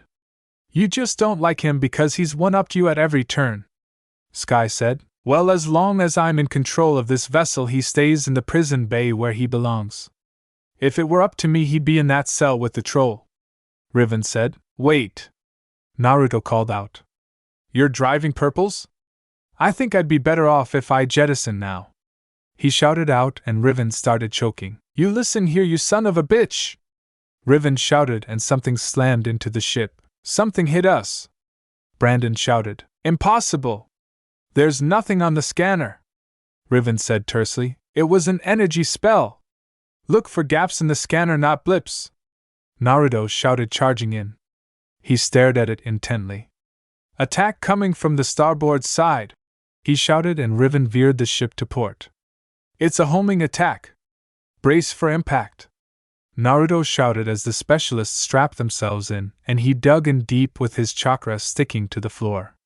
Slam, they were hit and spinning out. I can't get back in control, Riven shouted just before they hit. Is everyone alright? Brandon asked. I think I'm alright, Timmy said. I'm fine, Riven said, unstrapping himself. I'll live to fight another day, Sky said, unbuckling himself and getting his balance on the slanted floor. I think my tail was ripped out, Naruto moaned. You don't have a tail, Riven shouted at him. Oh, then I'm fine, Naruto said, grinning back in his usual spirits. He took a deep breath through his nose. Oh shit, we landed in the swamp, everyone out of the flyer. If we're lucky, we're in a shallow part, but I doubt it, Naruto said, and Riven punched the board and the hatch flew open. They all stumbled out and into the muck, with Naruto landing on the muck instead of in it. Gotta love water walking. Brandon, Sky, are you guys alright? Naruto, what are you doing here? It was the Winx who had seen the crash and rushed over to see what was going on. Don't you worry, ladies, the specialists have it all under control, Riven said confidently, and Naruto snorted. The specialists are here? Where? Stella asked, and Naruto started laughing. Oh, burned! Good one, Stella, he said, laughing. Growling. What hit us? Riven demanded. Some sort of high-intensity bolt. High-end stuff too since it homed in on us. Naruto remarked, looking up at the hole. Oh dragon, damn it! He shouted, stomping the mush, causing a small geyser of muck to shoot up towards the flyer. What's wrong? Hinata asked, in the same safari clothes like everyone else. Oh no. We were transporting a troll to a reserve when something attacked us. Brandon said, looking up. More like someone. An attack like that just screams magic user. Timmy said, adjusting his glasses. It directly hit the troll's prison as well, meaning they knew exactly what was going on. I think it's time to let you people in on something, Naruto said, and everyone gathered around. The Trick Sisters are more than just nasty high-powered sisters. They are the heirs to 3 apocalyptic witches who wiped out an entire world, turning it from a lush paradise to a barren wasteland. Lord Saladin, Lady Farragonda, and my grandmother Griffin were the ones responsible for their downfall. They are after Stella's ring, believing it to contain a massive power amplifier, and the troll is one of their minions. I was going to take it to a hidden chamber within Cloud Tower after the drop-off. By using this roundabout route, we hope to keep the Tricks unaware of our knowledge so we can blindside them if we need to. Naruto explained. So which ones are the Tricks? Bloom asked. The ones you tried to tango with on your first day in Magic City. Icy, Darcy, and Stormy, you can guess their powers. Naruto explained. Now come on, I'll tell you the rest as we move. Naruto said. How do you know which way it's going? Brandon asked, and Naruto pointed towards half-sunken handcuffs. It's heading in that direction because it dropped the handcuffs as it went. Also, that tree was clawed at a bit by it. Naruto said, pointing a little ways away, and sure enough there was a tree with 4 deep gouges in it. So you gonna tell us the rest? Like why they're being allowed to stay at Cloud Tower if they're so evil? Riven asked in a snarking tone. Alright, although we know they are the heirs, until recently we didn't know they were still dangerous. So before we were watching, gathering information. Now the reason we let them stay is so we know where they are at least, so if and when they make their move we'll be able to find and contain them. The troll is one of their agents. By scanning its memories we'll be able to figure out about the things they don't want other people to figure out. We've been using the ogre canoe to do that. Naruto explained, and there were a few nods. So why are you telling us now? Tekna asked. Because all of us are now in the thick of it. My grandma taught me to always trust my instincts, and I feel that each and every one of us will have a part to play. It will go much smoother if you know just what you're getting into, though. Naruto said. You're not telling us everything. Musa said, narrowing her eyes at him. True, and I have reasons for it. 1. If I do, a lot of you will jump to conclusions and do something stupid. 2. I'm not allowed. He said, and a great deal of them had to resist falling over in what would have been a nasty face plant. And 3. I don't have all the info myself. I'm deep in the loop, but not even I've been able to listen into everything, so there's a lot more to this. Bloom asked, and Naruto nodded. So are they really after? Stella asked. It's the dragon's fire. Alone it's just a type of magic, used in tandem with another type, and it's a nearly unrivaled amplifier. With it they can summon an army of shadow monsters that will be damned hard to destroy. I can regenerate, but I have nothing on those beasties. Naruto said ominously. What do you mean? Regeneration, even on the small scale, requires a great deal of energy. I mean, I've seen you eat once or twice at a local buffet, and it looks like you're coming out of a famine. Hinata said, and Naruto nodded. They take it to a new level. They're tens of thousands of creatures that come together to make a larger one. If you use a conventional attack, all you do is cause it to fall apart where it can reform. Grandma summoned a small colony once so I could figure out some counters. Lucky me, the creatures might as well be drenched in oil for how flammable they are. Grandma laughed out loud when I managed to properly kill one in less time than it took for her to summon it. Naruto said, reminiscing. Suddenly he got a chill down his spine and threw his arms out to stop everyone from moving forwards. Now what? You spazzing out or something? Riven asked. Shut up and listen. The water's draining away somewhere nearby, and in a swamp like this most of the ground is floating. If there's a whirlpool nearby. Naruto let it hang. He's right, look over there. Flora said, pointing a little ways away where a bunch of grass-covered dirt clods were moving in a circle. Any ideas for going forwards? For what I can get, the troll went that way, Bloom said, pointing past the whirlpool. A couple, but I'd say the best one is this, Naruto shouted, slamming his hands on the ground, and a crystal pane shot forwards and over the whirlpool with a bunch of spikes shooting downwards to support it. It was slightly transparent but sharp along the edges.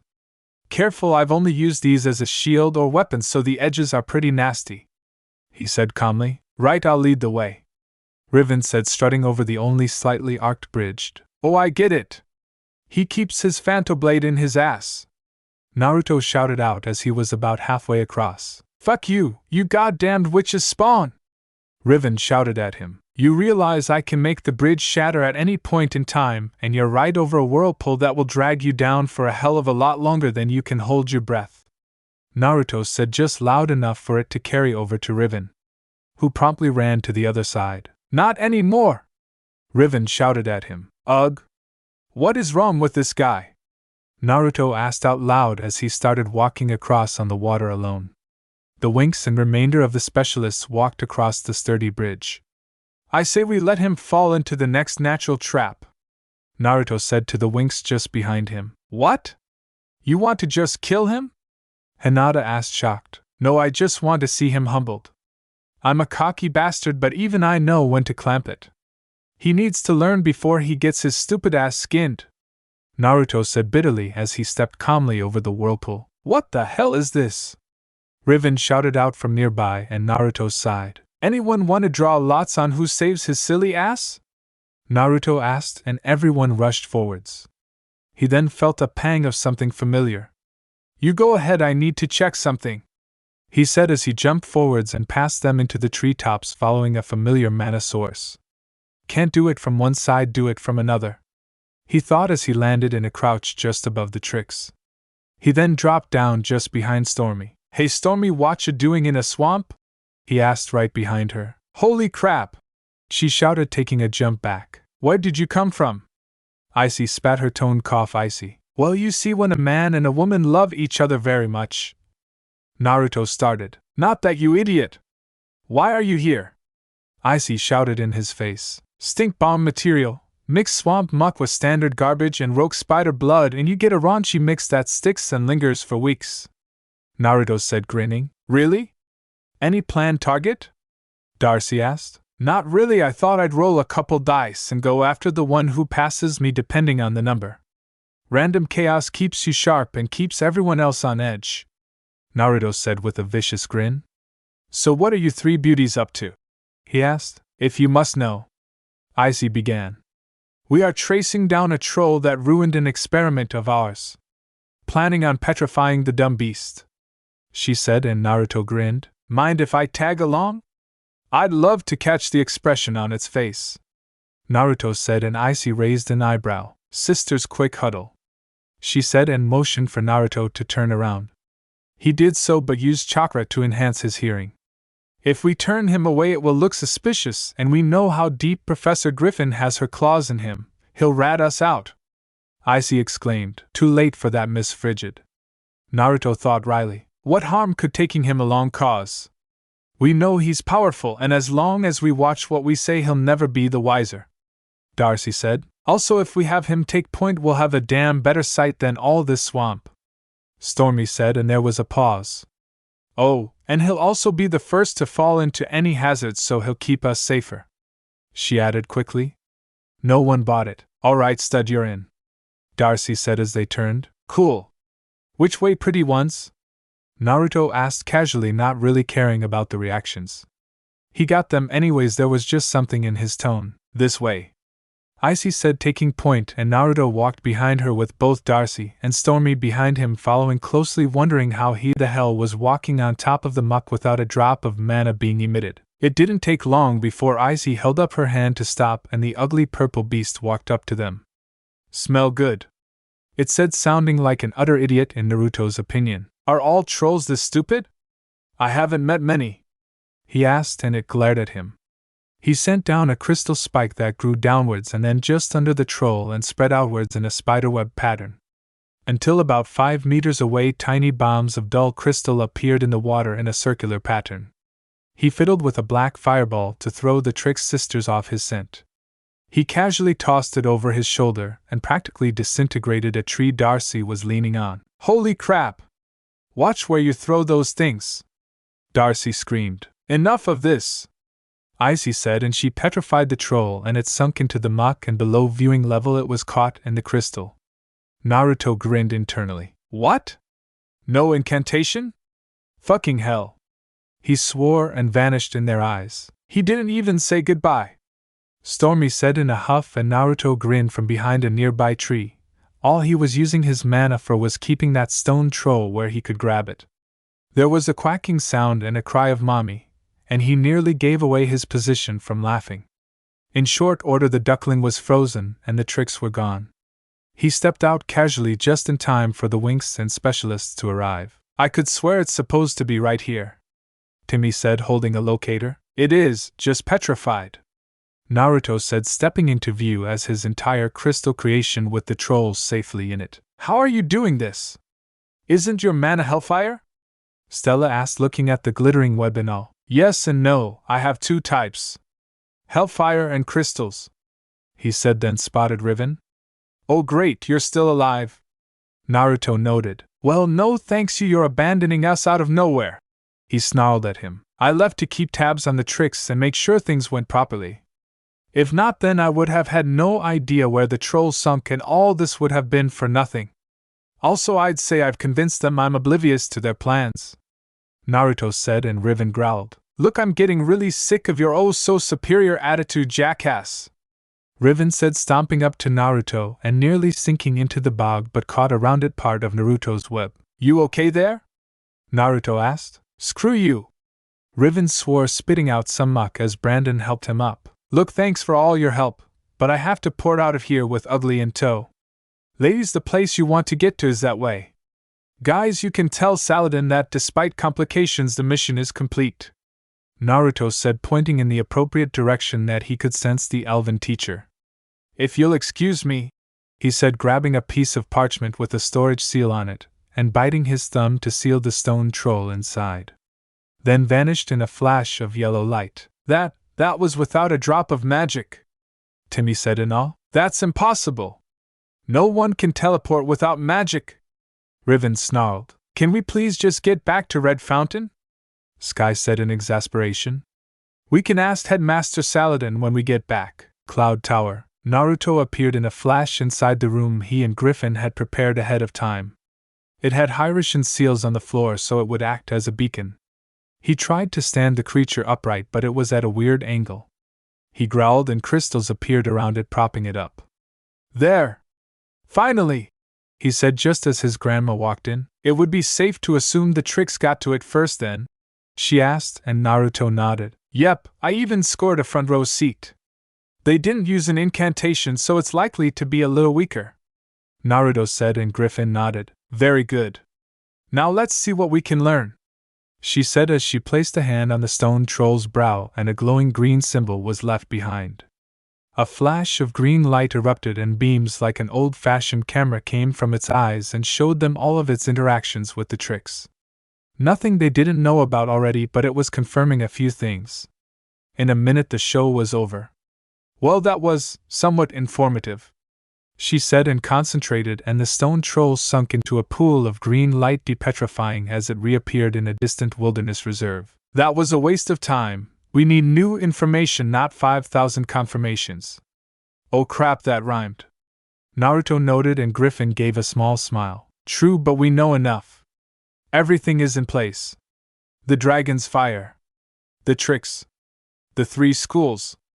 All we have to do is wait for someone to make a move now, Griffin said. The best traps are made off of reactions after all.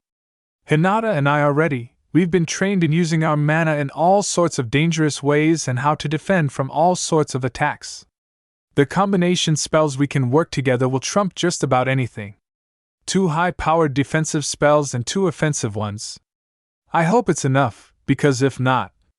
Naruto let it hang. He didn't have to continue that phrase. Don't worry, they'll still have myself, Saladin and Farragonda to go through.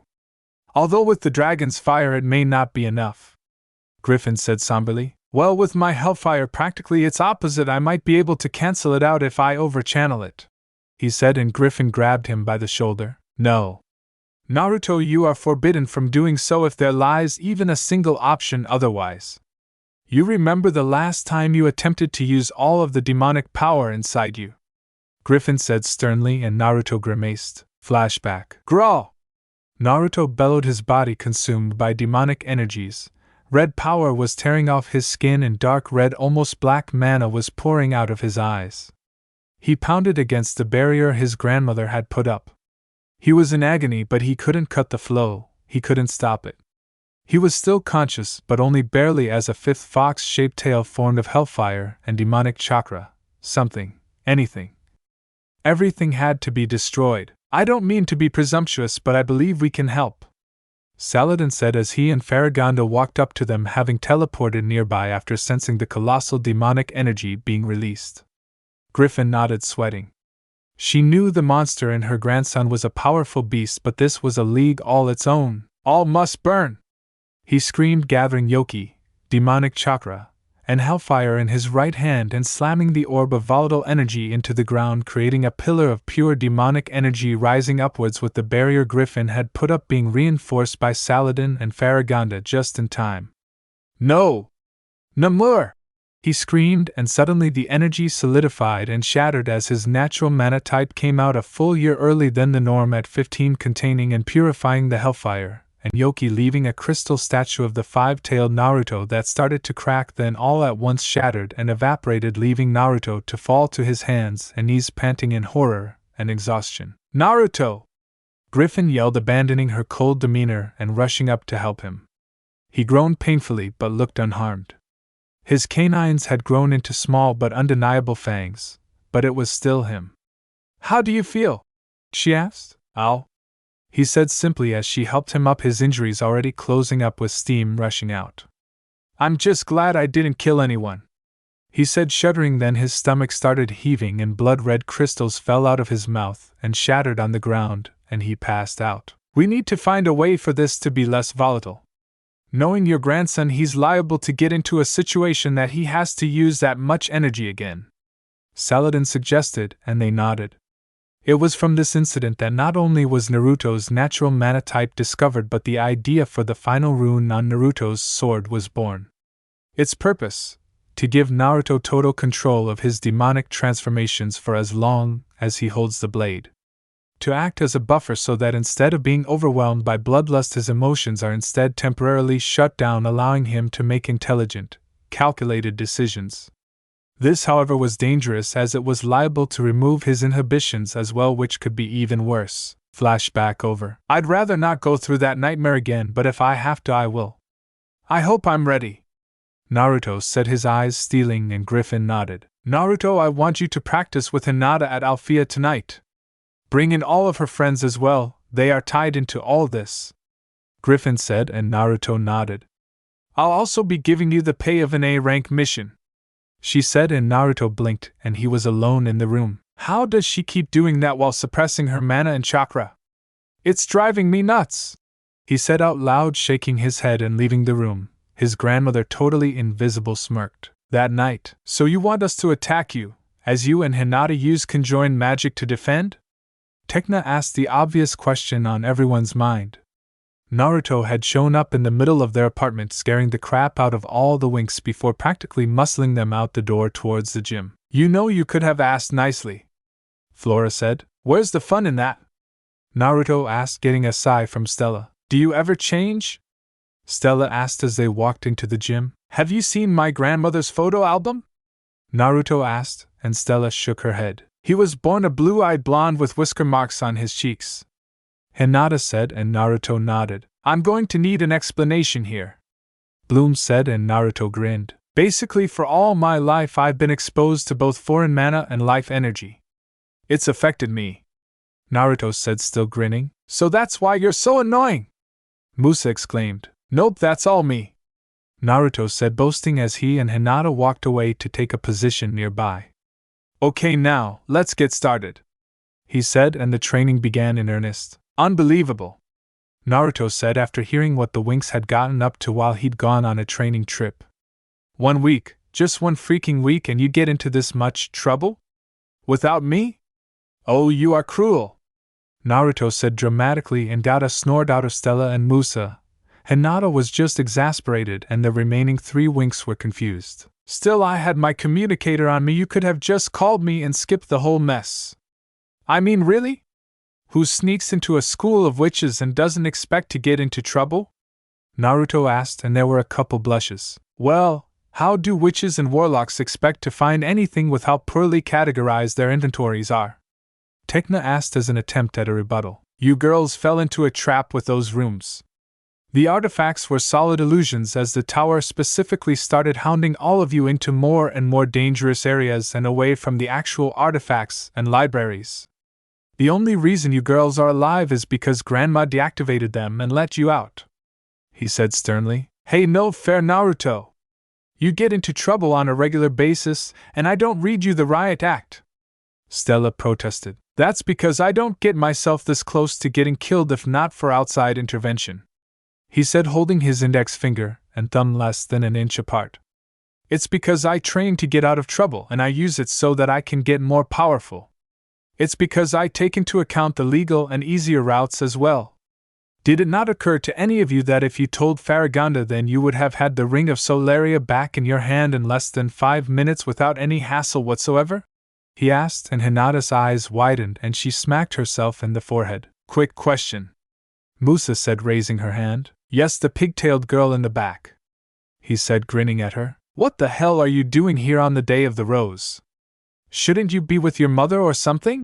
She asked, and Naruto's face fell. Musa, Naruto's mother died due to delivery complications. It's not only his birthday but the anniversary of his parents' deaths, Hinata explained, and Naruto flinched. Alright, Hinata, that's enough, he said a little grimly. Did you do anything for your grandmother then?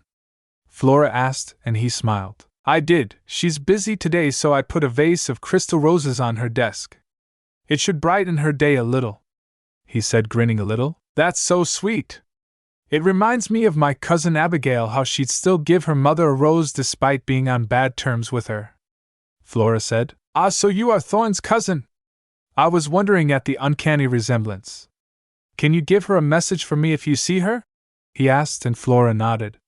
Tell her I managed to undo the damage she did to my room and I'm going to return the favor tenfold, he said, and Flora was taken aback. Certainly, but what did she do? Flora asked nervously. She grew a whole load of blood roses in my room, so when I woke up they attacked. And in case you don't know, blood roses will shoot up into the air and try and stab anything that moves so as to make its own fertilizer. There were at least 1,000 in my room, and that is not the type of wake-up call I appreciate, Naruto said, then grimaced. Getting out all that ash was such a pain. Ash? Tekna asked. Oh, I put up a high-intensity fire cloak and they all burnt to nearly nothing as they attacked, Naruto said, grinning, and Hinata blinked. I didn't know you could use your hellfire defensively. Doesn't it burn even you? Hinata asked, and Naruto nodded. That's where crystal armor comes in. It's one of the only things I know of that actively holds back hellfire with reliability. A thin layer of it, and I'm laughing, Naruto said. So just where were you last week? Stella asked. Training. I was working on more ways of mixing my mana types. They're direct opposites, so it's hard to get it to work. One corrupts and destroys while the other purifies and protects. One's malleable and dark, the other is solid and nearly transparent. They just don't want to fit together. I also finished off a project of mine, but it fell through anyways. Though I did come up with a pretty decent alternative, Naruto explained, shrugging before Flora's clock beeped. Oh dear, I really have to go, I'm late as is. I'll see you all later, Flora said, dashing off so she could get home to be with her mother. I'm afraid I must leave as well. I bid you all good day, Tekna said before walking out. Naruto shrugged. So, who wants to hit the dining hall for some breakfast? Part of my gift to Grandma is that for the next week I don't stir up any trouble for her, so you don't have to worry about watching me, Naruto said, and there were a few nods. He walked with them casually down to the dining hall and got a few curious glances. Hinata used this time to give Farragonda a hug and put a dethorned rose into her hair. A quick kiss on the cheek later, and she was sitting with her friends again. So what is the Day of the Rose anyways? It's something like Mother's Day, right? Bloom asked and Hinata nodded. Yes, it's a day you show appreciation to your mother, usually in the form of a rose. Hinata said and then thought. Why don't you visit your mother on Earth? I'm sure she'd be glad to see you. Hinata said and Bloom thought for a bit. No, she's not too comfortable with magic last I saw her. I don't want to make it worse by introducing her to a bunch of strange holidays. Bloom said, fidgeting a little. Well, you have a pass for this week, but… Naruto sighed, then shook it off. Never mind, he said before wandering off. He always acts weird this time of year. I guess he's going for melancholy this time. Hinata said softly. Poor guy, all he's got are pictures and stories of his mom. He doesn't even have memories. Stella said with a sigh. I know a bit of what that's like. I'll go see if he's okay. Musa said, standing up and walking out after him. She found him easily a bit later, turning a boulder into a pincushion by throwing spikes of crystal with burning hellfire inside at it. When he finally didn't have a single square foot to impale, he snapped his fingers and they all detonated. The explosions were small but extremely intense, so much so that it rained burning slag. Ack! Musa cried out in shock, and it also stopped just then, and Naruto was in front of her, biting his thumb hard enough to draw blood. Arm, please, he said, and she held out her right arm and nearly pulled it back in shock when he squeezed a drop of blood on it. He had a hell of a grip. Me vas lucrum meus vox, he intoned, may you gain my power, and Musa felt herself heat up a little as the blood sank into her arm and her burns faded to nothingness in moments. It did, however, leave a gnawing hunger in her stomach. Sorry about that, I should have checked if someone was around before using hellfire. What did you do? Musa asked, and he smiled ruefully. I've always sucked at healing spells despite my regeneration. So what I do instead is I use a bit of blood magic to give someone their own regeneration for about a day. It's just as strong as mine, including the massive appetite. Naruto explained, and Musa nodded. It made sense to her. So, Musa started, not really sure where to go now.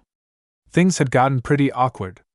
It was then that Musa noted a huge crystal spike erupting out of the ground just behind her, and shooting a pane of transparent crystal over her head. It had caught a lot of the burning rock. Just what do you know about your mom? Musa asked, clutching at a small lotus flower pendant she had been carrying in her pocket earlier. I barely know anything of either of my parents. From what I know about my mom, she was a real troublemaker. I get that from her. She also had a knack for escape and retribution. She was a powerful witch, but she was a wild soul. She hated being restricted and was a real free spirit. I guess that's what led her into that fight with Grandma. She ran away and vanished entirely 9 years before I was born. She incorporated herself well into my father's world despite the fact it hasn't developed ley lines yet. It's ironic, really. The fight she had with Grandma drove her to my dad. What killed her gave me life. Naruto said, lost in thought. What about your father? What happened to him? Musa asked. On the day I was born, a demon attacked the village. My father was the strongest ninja there. He was strong enough to end a decade-long war with just a month of effort, but the creature was a living natural disaster. Unkillable, unstoppable, and utterly indestructible. It was a 9-tailed fox the size of a mountain. Each one of its tails could cause an earthquake or a tsunami. It had a burning aura that decimated everything that came near it. Naruto said, shuddering a little. Your father beat it, didn't he? Musa asked, and Naruto nodded. Yeah, but he had to use a suicide technique. He summoned something. Some people say it was the personification of death itself. No one really knows. He used its power to contain the creature in me, he said, and Musa gasped. Oh, it gets better. I lived alone for the first 3 years of my life. I don't remember it, but I've scryed on my own past. I was neglected and abused because the idiots thought I was the monster reborn despite being the spitting image of the local hero, my own father. My grandmother found me on my 3rd birthday when I made the mistake of going into the main village to enjoy the party celebrating the demon's defeat. I ran into a drunk and tripped him. He said the demon was attacking and a small mob was quickly whipped up. When a couple of them grabbed weapons, I ran and hid. Just in time for Grandma to scry on me. The rest is history," Naruto said, and Musa was staring a little. "Wow, and I thought this was a confusing day for me," she said. "Hell, if you want it to be some kinda competition, I got more," Naruto said, snickering a little. "Alright, big guy, try me. What could you possibly have to make the Day of the Rose more confusing?" Musa challenged. 6 years ago, again on the Day of the Rose, I went with Grandma to lay a flower on my mother's grave. The leader of the village I was born at turned out to be an architect of some skill and had to talk business with Grandma for a bit. He started and Musa nodded. So I was left to my own devices for a while. Naturally, I caused widespread pandemonium and headaches before finding a spot to nap. As I settled down, I heard someone rushing in my direction and I watched laying a trap. He had kidnapped a girl my age. Her name was Hinata," Naruto said, and Musa did a bit of a knee-jerk to that. "I ended up killing the man and rescuing Hinata, but not before he could enact his revenge and used a complicated rune system to lock up certain abilities highly valued in her family. So highly valued that when her father, the clan head, learned about what happened, he ordered for a torture/enslavement rune to be branded onto her forehead," Naruto said grimly, and Musa was now giving him her complete and undivided attention. "I won't get into the sordid details on what I did to the guy and how many laws I broke. Me and Grandma did, however, teleport with Hinata in tow out of there and introduced her to Farragonda, who promptly adopted her. So it's also the day I got Hinata adopted, killed for the first time, and first time I got the riot act read to me front to back by Grandma, before it would never be at that level. So on these days I don't know whether to be happy, sad, proud, or ashamed," Naruto said. Alright. You had me beat really early on into that anyways. Geez. Still nice to know someone can wallow in the misery with me," Musa said. "Had Grandma join us if she wasn't so busy. For political reasons she has to record the comings and goings of every student in the tower. That takes a huge chunk of her day. Then there's typical damage control, administration, and helping out numerous teachers, as well as maintaining many artifacts, not to mention politics for someone of her rank. Before she saved me, Grandma had often made a habit of doing most of her work on this day, and it helps her cope with the fact that I'm the only family she has left," Naruto said. "I thought witches don't care about other people. Aren't they all supposed to be, I don't know, bad?" Musa asked as Naruto started to lead her on a little walk after he had shattered the crystal and used a bit of mana to give the ground's already fast self-repairing ability a kickstart. "Well, look at things this way. If nearly everyone you met thought you were a monster before getting to know you, you'd be on guard, right?" Naruto asked, and Musa nodded. "If nearly everyone blamed everything on you or would double-cross you, you'd be pretty paranoid, yeah?" he asked, and got another nod. "Well, it's like that for witches and warlocks alike. We have to be picky as hell when it comes to friends, and you need to be exceptional at reading auras to find someone's true intentions. Lucky me, though, I have a few cheats, so I know who I can talk to," Naruto said, smiling at her a bit, and she caught the indirect compliment. "So I guess losing someone you do trust to a witch is—" Musa started, and Naruto nodded. "It's devastating, and the pain never goes away. There are very few truly evil witches and warlocks. You could probably count all of the ones in magics with your fingers. We're more paranoid than anything," Naruto finished up, and Musa nodded.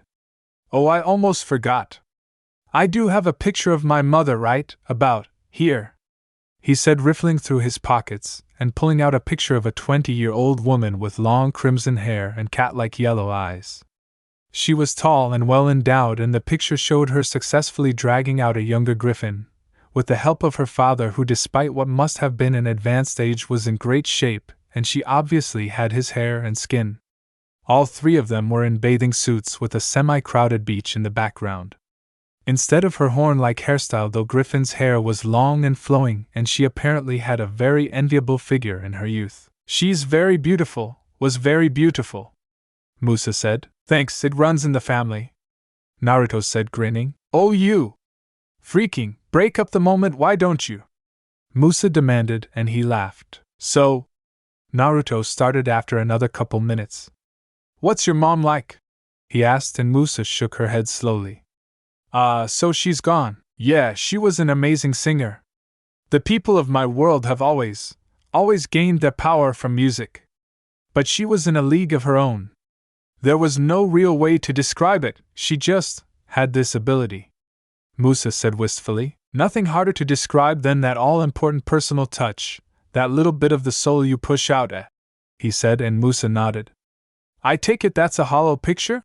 He asked, spotting the mechanical lotus in her hands. Yeah, it is, she said, activating it with a spark of mana, and it unfurled with one layer of petals slowly turning and making a tinkling sound like a music box.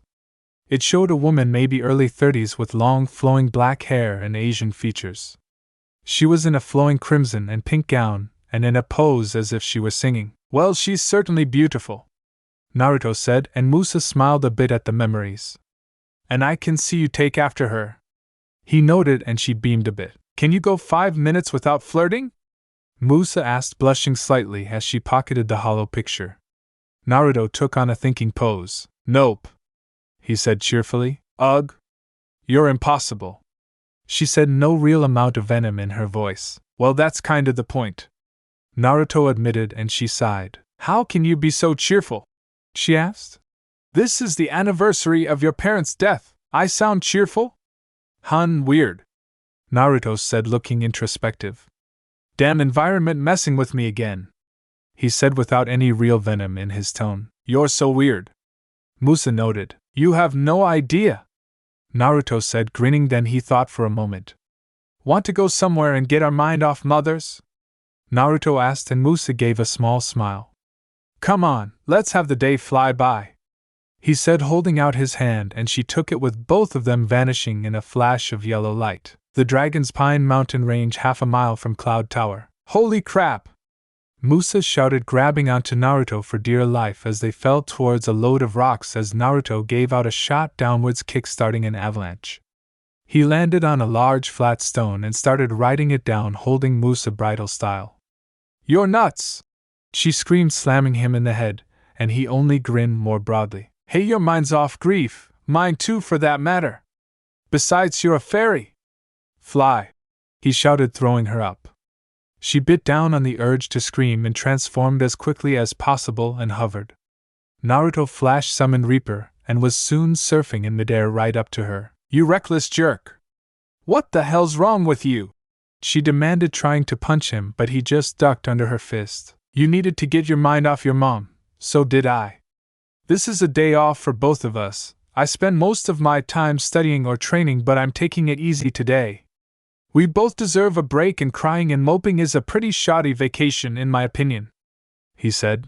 So nya, he said, pulling down on his eye and sticking out his tongue playfully before soaring away on Reaper. Oh, you, Musa said before taking off after him. Kami on slowpoke, he shouted back at her, weaving around the massive pines near the mountain's base. Just you wait, smart guy, I'll wipe that grin off your face. She hollered down to him, moving with more agility than the soaring sword. With a kiss, I hope. Naruto shot at her, getting a crimson blush as he, without even bothering to look, dodged around an old pine and ducked under a branch. Bloody pervert! Musa yelled, now fully intent on revenge. Naruto laughed loud and long as he jumped over another branch and landed, only to duck in an instant back on Reaper. After 10 minutes of frantic flying and dodging, Musa finally got an idea. Grinning mischievously, she cooped her hands and shouted up to Naruto. Ack! My top! And snorted when he gave himself whiplash to get an eyeful, but was disappointed and not paying attention as a branch swept him off Reaper, causing him to land badly with a sickening crunch. Musa paled. Oh no, she said, and flew down to his prone and still form. She didn't even need to check. His neck was at an angle she didn't even think was possible. Ouch, that's gotta sting, Naruto said from behind her, and she nodded before doing a double take and staring at him. You. I mean you. How? Musa demanded, pointing from one to the other, and Naruto grinned and pointed at the other him, which started to dissolve into blood. It's a new technique I developed, he said casually, holding out his hand, and Reaper materialized in it as he swung the massive blade onto his back. I created one when I first teleported by purposely displacing some blood and channeling energy into it.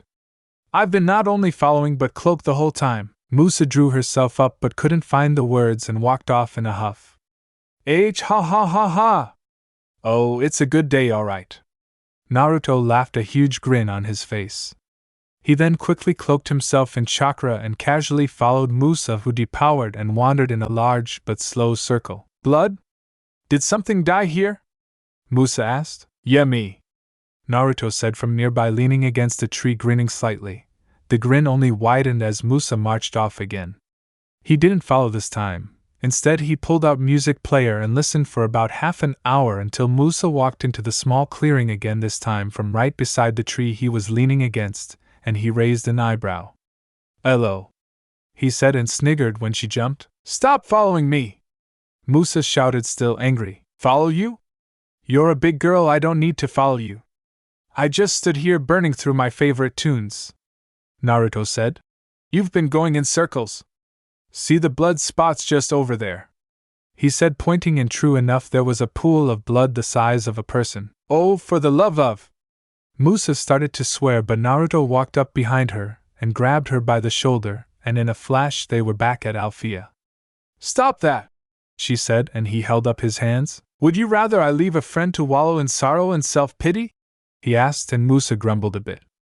"Here, how about something a little more docile?"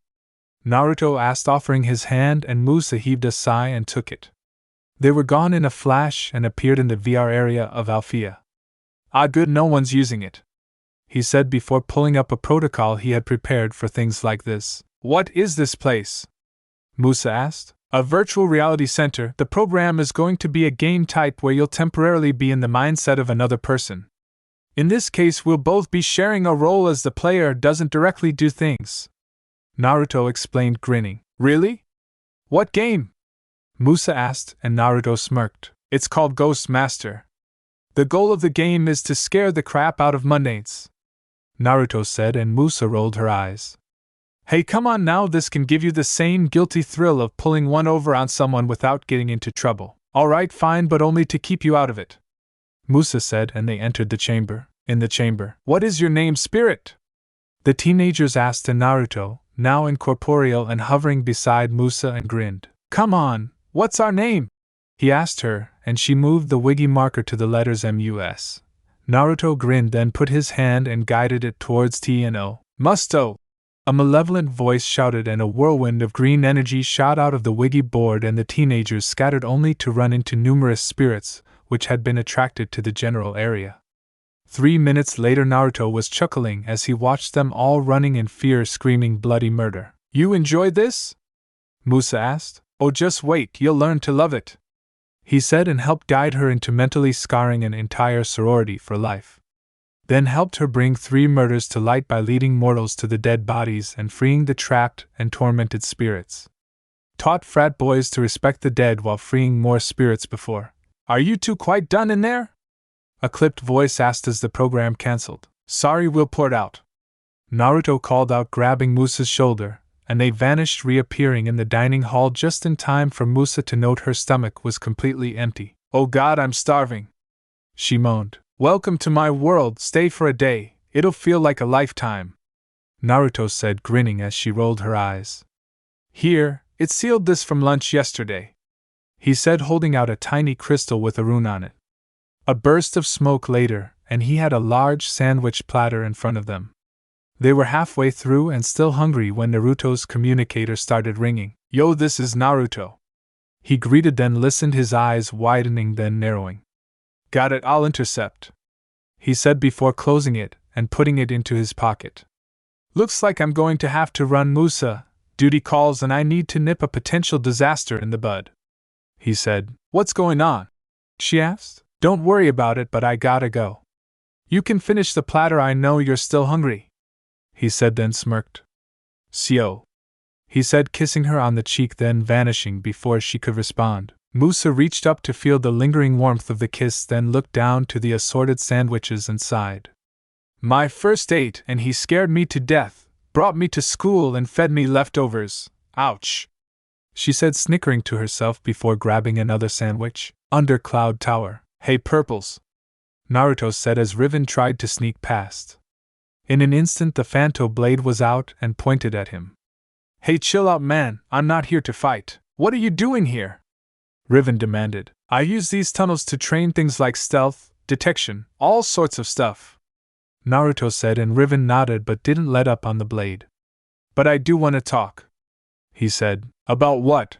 He snarled. The tricks, Naruto replied. I don't care what you say, she saved me, Riven said, and Naruto nodded. That she did, but from icy not bloom, Naruto said. What are you talking about?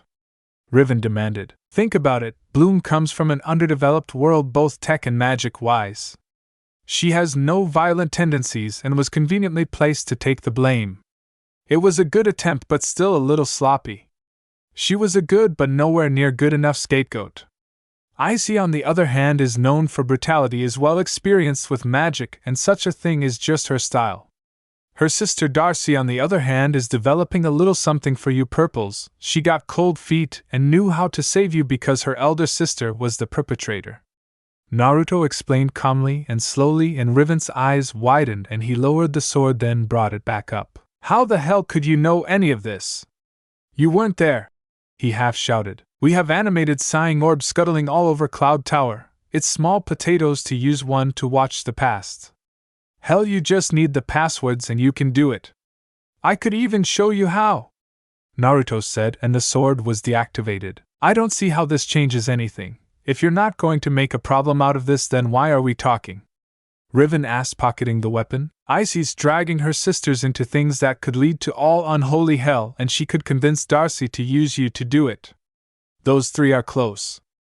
I just want you to know what you're getting into. You remember what I said in the swamp, right? Flashback. They are the heirs to 3 apocalyptic witches who wiped out an entire world. Flashback ends. Yes, so what? That Bloom girl's supposedly from a non-magical world, but she's a fairy, Riven said. Good point, which is why I'm saying be careful. I could be wrong. I hope I'm wrong, but with stuff at this level you have to speak softly and always have a few aces. Speaking of aces, Naruto said, unsealing a pair of revolvers from his belt. What the? Riven asked as Naruto held them out. Well, if you're going to tango with high-level witches, you need to level the playing field. These guns will do that. They will constantly create bullets in an empty chamber. The bullets will have a single dispel magic charge on top of being dangerous. I made them thinking it would fit me, but I'm better suited for throwing weapons when it comes to distance combat. Though they're probably perfect for you, Naruto said, and Riven took them and raised an eyebrow. Wait, you're giving me lethal magic dispelling weapons? He asked, taking them regardless. Consider it a sign of trust, something we need. Especially if you're going to be hanging around Cloud Tower, Naruto said, and Riven nodded. It kinda made sense. You'd better get going to Red Fountain, he said, walking towards one of Cloud Tower's underground entrances. And Riven, think about what I said, Naruto said over his shoulder before vanishing from sight. Naruto? Na are you? Where are you? A small voice called out as a tiny form zipped quickly around the tower. At a closer inspection, this tiny form was a girl maybe 15 centimeters tall with insect wings and wearing black and yellow camo with a pair of insect eye goggles hanging around her neck. She had pageboy styled hair that was dark purple. So, he's gonna play that way, eh? Zing asked herself, grinning. Kagebunshin no Jutsu. That's right. Ninja Zing. Alright gang, time to split up and look for clues, the newly conjured and ascot-wearing Zing proclaimed, Freddy from Scooby-Doo. Naruto, hanging out overhead, stifled a snort that would have given him away. All his partner in crime had to do was slip on her goggles. They were like his shades, designed to pierce all but the most powerful illusions and act as a shield from mind-affecting spells. Now where could he, you stinker? Zing said, looking up in thought, and spotting the slight bending in the air that showed Naruto was cloaked. Heh. You're getting good at that, Zing, Naruto said, dropping to the floor and landing gracefully as he decloaked. She ruined your fun. Teach her a lesson, a voice said in his ear, and Naruto rolled his eyes. It was a shadow clone of Zing in a devil costume. No! You should apologize for hiding from her when she came to visit. It's only polite. Another shadow clone of Zing said from his right shoulder. This one was in an angel outfit complete with a plastic halo and fake harp. Oh, this is so old, Zing! Knock it off, he announced, brushing the clones off his shoulders. He felt the original land on top his head as the clones dispelled. Hey Naruto, I have a question, Zing said, and he looked up at her, as she leaned over so they could stare at each other. Which one of us is the bad influence? She asked and got a shrug. Hell if I know, all I can say is that we egg each other on. He admitted and got a nod. Hey, would you like to do the honors of activating my latest prank in about 2 minutes? Sure. What is it? Zing asked excitedly. We're going to steal lunch hour. Naruto boasted and got a flat stare. How the hell are we gonna do that? I've placed illusion runes on every window pane and clocked down to the smallest watch and computer screen. We just need to put some energy in the master rune and all clocks will read 1 hour later for 12 hours, and the same story for the location of the sun in the windows. This has taken me about 5 days to get down pat. He boasted and Zing started chuckling evilly. Oh, they are gonna be so mad at us. Zing said, getting a chuckle, then pumped some energy into the activation rune. Naruto took a step back into a small alcove as the noise built up, then hundreds of nervous and frazzled witches rushed past complaining and moaning about the time. So Zing, how would you rate this one? He asked. 9.5 Naruto. To hit the perfect grade you need to get a mass of girls screaming, not swearing and groaning. But you got massive points for getting everyone in the mix. She explained and he odd. If this was not so funny I would be smacking high. A sibilant voice said from behind Naruto. And let go off me, I needn't like to be skewered on crystals. Knight snarled and Naruto let go of his shirt and let the crystal that had shot out of his sleeve dissolve. Think Assassin's Creed wristblade. Sorry, I don't like people getting behind me. He apologized as Knight readjusted his suit. So anything of note recently? This was standard business between them. Knight would supply Naruto with hard-to-find items and information, and in return Naruto would prank specific targets in such a way that Knight's nightly dining would be fit for a king. No. Regardless, I have something for high. I believe my debt has been getting rather large. Knight said, pulling out a spell scroll and fading into the wall. Naruto unrolled it and skimmed the summary. Phantasmal Strangler. Spell type Fear, Mind Affecting. Level 3 Medium. Effect. Creates a band of shadow which chokes the victim while placing them in an illusion to make them believe that a creature cleaved from a deep-seated phobia is strangling them, making them ignore more pertinent threats such as the caster and the actual item strangling them. A favorite of assassins, he gave out a piercing whistle of admiration. Scary shit here, wonder where he got his claws on this? Naruto asked as Zing read over it and gave a quick wow. So we doing anything interesting today? Stealing lunch was fun, but I want more, Zing announced, and Naruto grinned. He couldn't believe the mischief streak in Zing. Hell, it was bigger than Zing herself. Well, alright, I'll let you in on something, Naruto said, punching a brick into the wall, causing a whole bunch of other bricks to retreat until there was a whole panel that simply vanished into the floor, and he stepped into the passage with Zing on his shoulder. The passage closed behind him and green flame torches burst into existence. You know that contest that's going on today in the capital, right? The Miss Magics? He asked and she nodded. Alright, a student here named Lucy, a witch with luck-based powers. However, when it's come to genetics, she's not very lucky. So she's going to enter with the Trick Sisters using a powerful illusion so that she'll look absolutely stunning. And we are going to screw over everyone and get out looking like the good guys. The Tricks will be pissed. Lucy will be expelled from the contest, and the contest itself will be vandalized, and we will look like innocent bystanders, Naruto said, and the grin on Zing's face was huge. What's the plan, boss? She asked, and he grinned. Well, the sisters are going to A. Put up a powerful illusion, then drop it at the last second. B. Vandalize the competition. We are going to use from me a crapload of both chakra and mana, and from you that enormous skill at transformation to transform Lucy for real, right down to the DNA with a few alterations so that the illusion's effects are minor. Then step back and watch the show as Lucy gets disqualified, the Tricks get pissed, and the competition goes down the toilet. So you in? He asked, and there was a cheer. Yes. Oh yeah. I'm totally into that, Zing shouted in joy. Cool. It starts up in a couple hours. What do you want to do to kill time till then? Naruto asked, and Zing hummed in thought.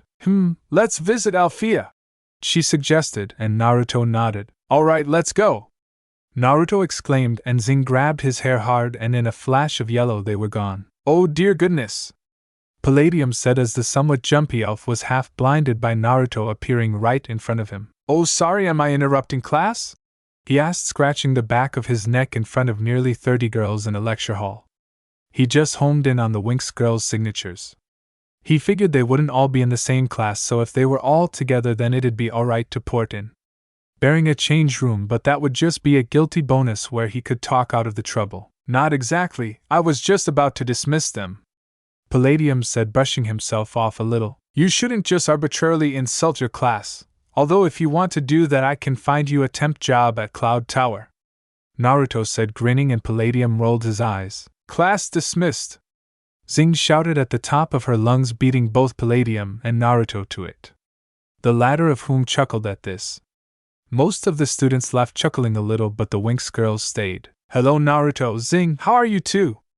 Hinata asked politely. Alright, but Toon's been whacking around with her parasol again, Zing said, and Naruto snorted. And just what have you been up to get Miss Prim and Proper to go medieval on ye old arse? Naruto asked with a grin, looking up at her. Heh heh heh, Zing said, scratching the back of her neck.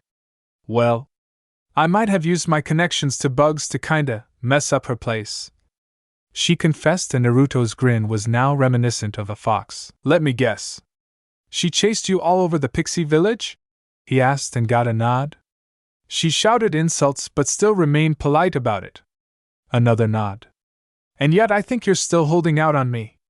Spill, Naruto said, and Zing laughed ruefully. I kinda did it every day for a month, Zing admitted, and Naruto cackled. Nice job, partner, he said, reaching up, and they shook hands. Hinata sighed. You two are impossible, she said. And proud of it, Naruto said, eliciting groans. That's nice and all, but we don't have time to goof today. I've gotta get ready for ops. Stalls started to say but faltered when Naruto started grinning at her. Ready for what? Naruto asked, and Stella turned away, eyes wide at her slip. Come on, tell me, he said, appearing in front of her. No flash, no smoke, no blur, he was just there. She turned again. Please? Turned. Come on. Turn. Hun? This went on for another minute and a half until Stella let out a huge flash of light, blinding him. There was a sound of running as Naruto's vision cleared, but he smirked regardless. Why'd you let them get away? Zing asked curiously. I already know what she was hiding, I just wanted to needle her a little. Stella is going to participate in the Miss Magics. I already slapped a slight amount of spell resistance on her. I won't last past the day, but it should keep her safe from the tricks, Naruto explained, and Zing raised an eyebrow, then looked down at him. You really care about her, don't you? She asked from on top of his head. I care about a lot of people. I just don't like saying it, Naruto said with a shrug, and Zing flew down to his shoulder. Why not? I mean, won't it help things along a little? Zing asked, and Naruto sighed. Because actions speak louder than words, and I am a man of action after all. I keep them safe, that's enough for me. I don't need glory, Naruto said, and Zing smiled gently. Every once in a while Naruto could still blow her away. Hang on, he said, and she grabbed onto his ear, and they were gone in a yellow flash. So where next? Zing started to ask but screamed the rest as she grabbed onto Naruto's ear for dear life, as he had appeared right outside Cloud Tower instead of inside like she was used to. Son of a bitch! Someone must have blocked me! He shouted and shot out a crystal spike from his left sleeve that trailed a fine chain of crystals that sunk into a spire, and he swung around. Holy smokes! Zing shouted, diving behind Naruto's head and hanging onto the neck hairs as he swung into, then through a window, shattering it and landing on the desk of a student, and then the next, and the next, as if he were simply walking, and he casually landed on the opposite end, the regenerative magic of the tower having already fixed the window. He had also cut the chain line from his arm, and the crystal had evaporated into harmless and invisible gas. I enjoy the mayhem you cause as much as the next witch, Naruto, but you will have to tell me what the fuck is going through your head that you thought interrupting my class was a good idea, Eldertrud said, growing louder, as she started glowing blood red with a stench of brimstone arising from around her. Someone blocked my teleportation into the tower. So it was either swing into a window or decorate the rocks below. It being yours was simply coincidence. Now if you'll excuse me, I doubt your students want me to continue to interrupt your lecture on proper strategy and stacking curses. Naruto said with a short bow and quickly left the room, having no desire for one of her curses. Naruto's pranks were annoying, Eldetrud's curses were nasty. Is it safe? Zing asked, and Naruto nodded. That is one scary woman, I won't argue that, Naruto said simply. He took a deep breath, closed his eyes and sent out a massive pulse of both pure mana and chakra out and felt the echoes. Sloppy, he said, jumping into the gap of the central spire and spread his arms to shoot a tiny spike trailed by a fine crystal chain from between each of his fingers and descended, and deliberately. Halfway down he flipped upside down and continued to lower himself downwards to a dark blue circular carpet dead center of the tower. It was enchanted to cushion any blow, making it so that students wouldn't kill themselves. But Naruto wasn't in the mood for a freefall. He was pissed. Someone had somehow gotten a piece of him that would block his entry through the tower if he wasn't corporeal. Meaning no teleportation, it would even block the Hiraishin. High-end stuff, but it was easy to destroy and amateurly hidden. Absolutely sloppy, he said again and gave a chakra-enhanced puff of air at the end of the carpet, which sent it flying, showing a bunch of runes written in an herbal compound that had some part of him as part of the mix. Still, credit where it's due, them actually going as far as to yank one of your hairs out of a drain right after you shower shows they kinda thought it out. Zing said, trying to be gentle. Not well enough. I was doing better when I was in my single digits. Besides, these types of ritual compounds leave a trail, Naruto said, pouring mana into his right hand and slamming it down open-palmed on the center rune. His eyes glowed white. Erina and Chikahan?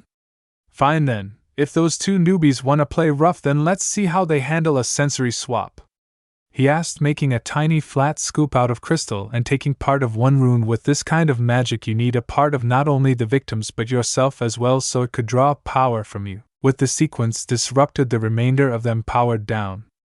Naruto breathed black fire onto it, turning the diagram into ash and making the stones below glow before launching himself up until he came to the apex of his jump. He latched onto the railing of the spiral staircase and launched himself again upwards and upwards, practically flying as he soared through the air until he lightly landed on a railing and hopped off. You know, I remember when those railings were up to your eyebrows, Zing noted as he slowly walked down a corridor, then pressed a stone in on a wall, and the whole wall vanished.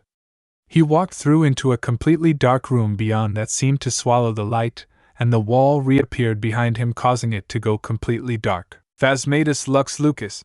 Ghost light, Naruto intoned, and behind him 9 plumes of dark blue fire appeared, then darted around the room to form an eerie 9-point formation that shifted every few moments. It barely eased the darkness, but for Naruto and Zing it was more than enough. Naruto, are you sure this is wise? Zing asked, slowly expanding until she was the same height and proportions that you would expect from a 16-year-old bombshell. Zing, you know as well as I do that blocking teleportation in an area such as this is borderline lethal. They are standing upon the line. I need to humble them to drag them away from that dangerous limit. Before it was fun and games, but this is very serious now. They need to understand just what a person goes through when sympathetic magic is attacking them and risking their lives. Madame Cross will be able to reverse their condition within a few moments should the worst happen and heal any injury. We need to cure the stupidity before they get themselves and others killed, Naruto said, and Zing nodded solemnly. Phasmatus of Obscurum. Spirits of Darkness. Naruto began 4 circles appearing in midair, 1 horizontal, 2 diagonal, and 1 vertical. Phasmatus of Ira. Spirits of Wrath. Zing continued as engravings appeared around the small flecks from the earlier runes. Audite Nostrum Daiko. Crew of duos foes es hic pro numbers. Hear our call, the blood of 2 foes are here before us. Naruto went on, runes appearing within the edges of the circles. Redimio lemma. Bind them. Zing intoned as another circle appeared within each circle, separating the engravings from the runes. This lemma communico pena, communico sanus quod os. Perio. Force them to share pain, to share sound and sight. Obey. They both finished and the circles contracted and there was a flash of light and Naruto snatched something rapidly dimming out of the air and pocketed it. Brrrr. It always creeps me out when we use this kind of magic. Do we always have to do it in here? Zing asked. Yep, we're free from distractions and we get a power boost thanks to this room, Naruto said. I still think you're being a little harsh, Zing said reproachfully, and Naruto shrugged. They need to know what it's like to be on the receiving end of such a high-level curse. If not, they'll end up killing themselves and injuring hundreds. Naruto explained, and something started beeping. He pulled a watch out of his back pocket and glanced at it as Zing shrank back down to normal size. Time to go? Zing asked, a little excited. She was a little put off having to use sympathetic magic. It was very powerful stuff, and unless you were a Grand Master like Griffin or Farragonda, you always needed someone to help you with it. It was a curse that could only be dispelled when the anchor was destroyed. For the earlier spell, it was the runes in question that Naruto had picked apart then melted. This one was a small marble that Naruto had pocketed and was actually all 4 of the runic circles compacted around the focus points of their victims. As long as the marble was intact, Naruto could activate and deactivate the curse with total impunity. Think voodoo, but much more powerful, and can be turned on and off if you can interact with the focus. Yet just one quick stop first though, Naruto said, and him and Zing vanished in a flash of yellow light. He quickly ducked to dodge a swipe from Madame Cross, the extremely stern nurse of Cloud Tower. She was good at her job, but her bedside manner held much to be desired. Alright, you menace, just what are you up to this time? She demanded, giving him a death glare that thankfully held no mana in it. Naruto wordlessly handed her the marble. She examined it, and her eyes widened, then her glare doubled in power. Earlier today I found myself victim of sympathetic magic. This marble will let you unravel my retaliation before things get too dangerous. The 2 students in question are Irina and Chika the Spider and the Raven Witches. They need to know exactly how powerful this kind of magic is before toying with it. I trust your discretion, Naruto explained before giving a slight salute and vanishing. No flash this time. Lucy during this time was admiring her new look in the mirror. She knew it was temporary, she knew she was paying through the nose for it, but still she had never been this beautiful before, and she wanted to savor it. So can you blame her for screaming when Naruto appeared behind her in the mirror? She turned, and he clamped a hand over her mouth. SHHT, he said, a finger in front of his mouth. I'm about to take my hand away. You will not scream, you will not hex me. You will, however, listen to what I have to say, Naruto said, and Lucy nodded. All right, Lucy. He started, taking his hand away. This illusion is, as you know, temporary. My partner and I can make a permanent down to the DNA transformation. However, there will be minor flaws such as hair length and such, but so long as the illusion stays up, you should have no problem pocketing the entire contest, Naruto explained, and Lucy was staring at him wide-eyed, perfectly aware that the shades he was wearing on the tip of his nose let him see through the illusion. And what are you getting out of it? She asked, her voice sultry instead of its normal hoarse tone. I'm just messing with the trick, sisters. You getting something out of it is an unrelated bonus for you, Naruto explained with a wink, and Lucy nodded eagerly. Yes. Do it. Make me beautiful, she exclaimed, and Naruto bit his left hand and pulled as much blood as possible into his palm. He dipped his fingers in it and drew a pentagram on her forehead, then placed his palm on it, and Zing put her hand over his. Naruto then started focusing in pure power. Zing did her best to shape and mold it to what they wanted, and an eerie reddish glow permeated the room, then slowly died. Naruto stepped back, panting, after carefully plucking Zing out of the air and putting her onto his shoulder, and pushed his shades further up his nose and got a good look at the new Lucy. We do good work, Zing noted through her goggles with a grin, and Naruto handed Lucy his shades and glanced pointedly at the mirror.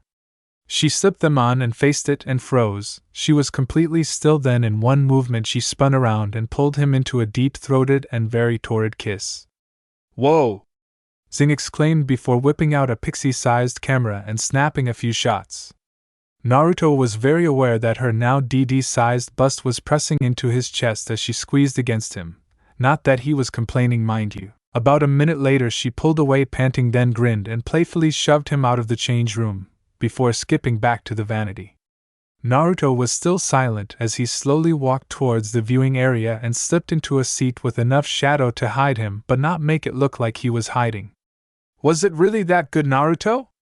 Zing asked curiously, and he glanced at her. You know the saying that enthusiasm should never replace skill? He asked, and Zing nodded. Lucy just proved it wrong, he said, and Zing laughed, then stopped. Naruto! She still has you glasses. Zing realized, then blinked as Naruto pulled them out of his pocket. How did you do that? She asked, and he grinned but said nothing. A man in a white outfit, and with his hair pulled back into a pair of ridiculous things, came out, and Naruto groaned. This was gonna be bad. Ladies and gentlemen, he announced, and Naruto glanced around. Not many of either around. I'm happy to give you my special and magical welcome to Miss Magix. This night will crown the most beautiful girl of the realm of magics. You know the rules, no magic. And remember, every kind of magical ruse is totally banned, and will be harshly punished by our incorruptible and impartial jury. There will be only the girls with their talent and beauty, he said, and Naruto snorted at that. After all, he began, and Naruto groaned. He was about to ham it up, he could sense it. What greater magic is there than beauty? He asked, and Naruto face-palmed. Naruto pointedly ignored the moron as he introduced the contestants. He was only interested in two of them, and he knew what they looked like. Thank you very much.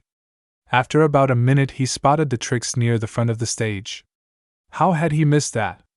He focused some mana into his eyes and saw the workings of magic around them. A simple ignore this compulsion, nothing serious. Oh, we made a masterpiece, Icy declared, getting her sisters to laugh as the contestants left the stage. Now that Naruto knew what to look for, he kept his eyes on the tricks, ready to cancel out any spells if they took it too far. But let's see: basic trips, a loss of coordination, a 10-foot fall, nothing serious. The announcer looked ready to break down and cry, though. Naruto was hoping he would, as he never failed to chuckle at the sight of a grown man bawling. Naruto had to grin, however, as Lucy walked out confidently, and showed a surprising talent in dance as she spun gracefully. Well, you just never know what weird skills someone may have, he thought as Zing was enraptured by the sight, being a fan of dancing herself. The applause was massive, and Naruto smiled at Zing as she was one of the loudest despite her small size. Stella came out next in a cowgirl outfit and did an energetic dance of her own to a country song. Icy took offense at the fact that Stella was actually rather good and tried to smash an overhead light on top of Stella. Stella dodged left. Naruto sent telepathically, and Stella did, avoiding the missile from above, and even made it look like she was only dancing. Darcy noticed this, and Naruto could almost feel her smirk as a tiny amount of mana shot from her. He smirked when it bounced off the invisible barrier that Naruto had put on Stella earlier that day. Darcy growled as Stella took a bow, and the announcer hammed up to her to play the crowd. Darcy muttered something unrepeatable, causing Naruto to wonder if she hung around sailors. A few moments later, all the contestants, with only Stella and Lucy looking like, "Hey, aren't those girls that same color Stella tried to make in the labs last year?"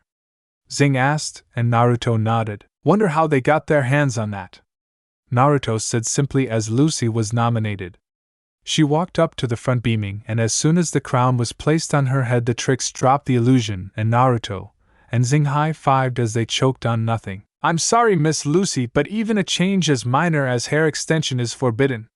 You're disqualified," the announcer said in a disappointed tone. "What? You can't do this to me. This is my dream. Give that back, you bastard!" Lucy screamed, grabbing the crown and running off through the crowd, slipping through the fingers of pedestrian and bouncer alike by sheer luck. "The deal's off, you backstabbing whores!" she screamed before she left, and the Trick sisters looked shocked. Oh dear," the announcer said before he managed to bring out a spare crown. "In light of current events, this year's Miss Magix is contestant number 6, Stella, Princess of Solaria," he announced, and Stella was immediately crowned to a large amount of applause. Naruto stood up during it, instantly grabbing her attention, and she leveled a glare at him. He grinned and vanished from her sight. A short while later, "Stella, are you okay? That light nearly got you," Bloom exclaimed, and Stella waved it off. "It'll take more than that to catch this girl unaware," she boasted. "That's funny, because I could have sworn I told you to dodge left with telepathy," Naruto called down from his perch on top of a street light.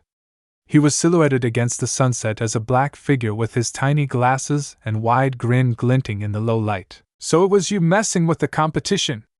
Stella shouted. "What the hell is wrong with you? Those girls could have gotten hurt." She half screamed at him. "Hey! I did not, the Trick sisters were there. They were the backstabbing whores Lucy was referring to. They were vandalizing the contest," Naruto explained, dropping to street level and standing up.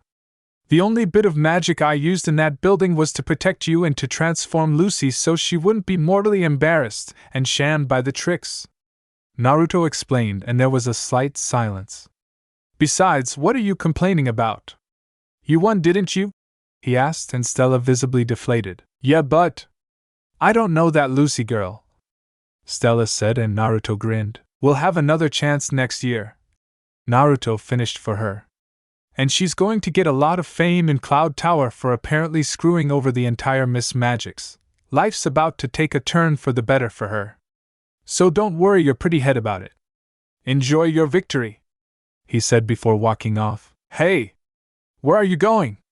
Musa shouted. "Home! A transformation down to the DNA really wears you down.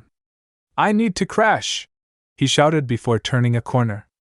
"Oh, what the fuck, I'll risk it," he said, activating an undisguised Hiraishin and teleporting to the rune above his bed and landing in it. He quickly pulled off his boots, coat, and jeans before slipping on some pajama bottoms and his t-shirt off as Zing fluttered down to an extra pillow he kept for her, and he slipped into his bed dead tired. 3, 2, 1. KO. He was out. "Now class, this is going to be a practice within the simulator for surviving dangerous areas and, good lord," Palladium said, looking into the simulator, seeing Naruto and Zing rocking out dueling guitar style with a clone of each one doing the drums as they spun around with lights pouring everywhere and music blaring loudly.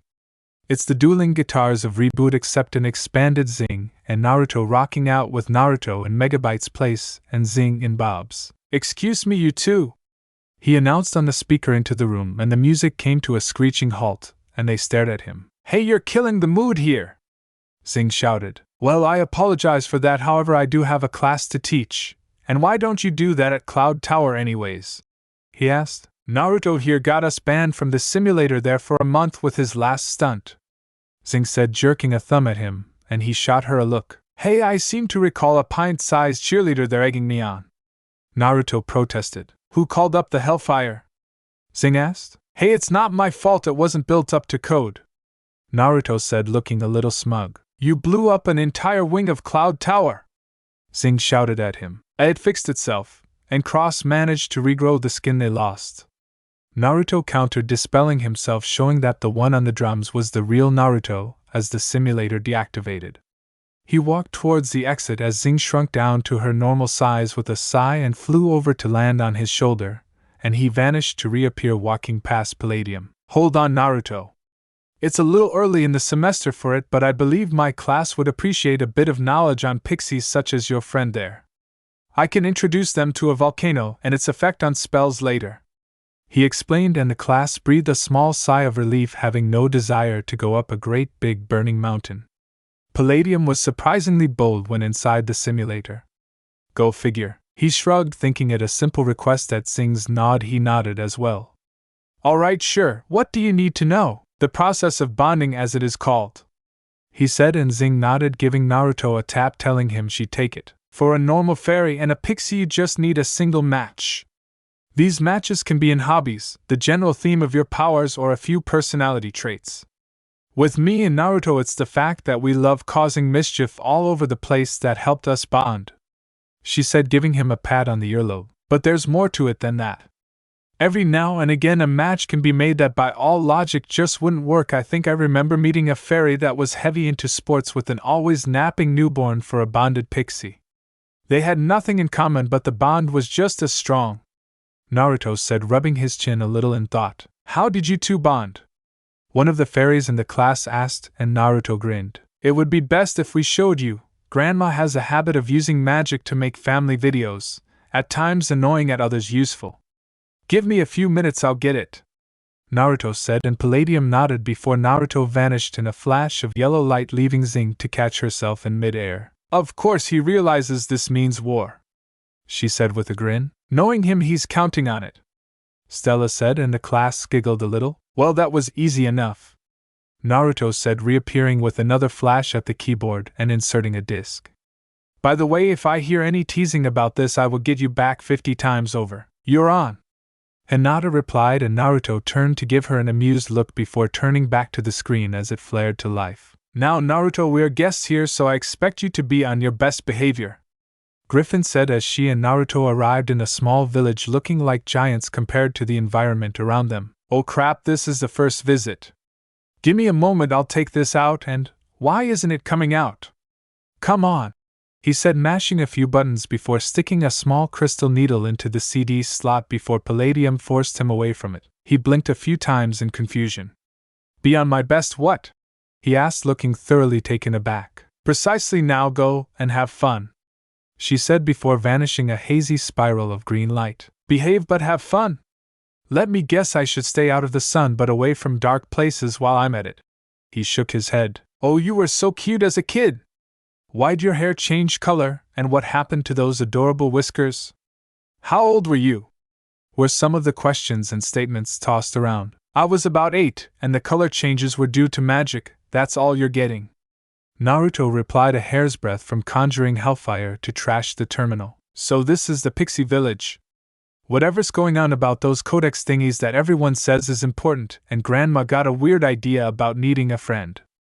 I mean, Hinata's my friend, why do I need more? I've got all Cloud Tower to play with, so what's wrong? He thought out loud. Son of a bitch. Naruto groaned as the class behind him awed to his younger self's earlier comments. Griffin appeared on the screen, scowling towards him. Naruto, next time you want a video from my collection, ask. She reprimanded him, and he straightened up. How in the blue bloody bowls of but fucking hell does she do that?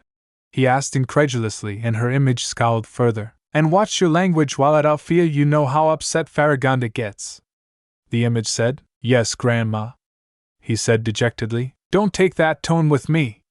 This is your punishment for the damages to Cloud Tower, she said sternly, and Naruto sighed. I just can't win, not against me. Now you will see the scenes you intended to show, she said, and the screen blanked out. How does she do that? Naruto asked dejectedly. I'm just that good, Griffin's voice said just before the scene came up. Naruto banged his head against the wall in sheer exasperation. So Naruto, enjoying yourself? Griffin asked the child Naruto, and he nodded. It's hard making traps so small, but it should be useful back home, he said, looking impish, and Griffin smirked at this. Now Naruto, there is a reason I've been bringing you here. Essentially your natural mana type will have an extremely difficult time emerging without help. It needs a purifying presence, and all pixies have natural healing magic of some form. By forging a bond between you and a pixie here, it will empower the both of you without any negative side effects. Is there any one of them that stood out? Not really, Naruto began, then his head whipped around when he heard screaming. It's Zing again. I'm sorry she keeps getting into trouble, a voice said from nearby, and they turned to see Nifia, the leader of the Pixie Village and guardian of their codex fragment. She had shimmering blonde hair done up to a sweeping point with a gem set in the middle, a yellow dress and cape with a pink lining, as well as a jeweled staff. What kind of trouble? Naruto asked, and Nifia blinked at the question. Well, mostly pranks and such mischief. She has an affinity for insects, and uses it to be as annoying as possible. Usually harmless, but very abrupt and disturbing, she said dismissively. Could they be more? Naruto asked with a mischievous and thoughtful look on his face. The whiskers only helped to make him look more like a fox at this point. Cute! Some fairies gushed, and Naruto groaned, wondering just what the hell had to have been slipped into his food to think this was in any way a good idea. Yes, I suppose, Nifia said warily, and Naruto's mischievous look turned downright diabolical. Sing then, he said, and Ninja looked shocked. Why her? You haven't even met her yet. Because I've been all over this place and there isn't anyone here I want to really be with. It's not that they're mean or bad or anything, it's just that the things they like are things I don't like. Zing sounds different, Naruto explained, and Nifia gave him an appraising look, then sighed. Just like his mother, she said, shaking her head with a sigh, and Griffin smiled at this. Alright then. But first you two must live at least a week together to make sure that the match works, she said before focusing a bit of energy, and a younger, and even smaller Zing rolled out of a small flash of purple light. I didn't do it! Whatever they said was a total lie, she protested immediately. Familiar words and Naruto? Griffin asked, and he snickered. What's going on? Zing asked, looking rather confused at the fox-like boy and the obvious witch nearby. Well, young one, the boy you see in front of you is in need of a partner, and you seem to be the best match. However, this is not a light decision. If a bond is formed, only death may remove it. Nifia explained, and Zing flew over to Naruto and began flying around him to get a good view. So, partners? What's that gonna mean? Zing asked, and Naruto shrugged. It means you two will amplify one another's power and be able to use the other's abilities to an extent, Griffin explained, and Zing double-blinked before grinning. So what can you do then? Zing asked, and Naruto conjured a ball of hellfire. That's it. Lay 'em, she announced, and Naruto looked pissed before dispelling the fire and forming a cross seal, causing another Naruto to appear in a blast of smoke. Cool. I'm sold. If only you teach me that. Nifia gave out a sigh of exasperation.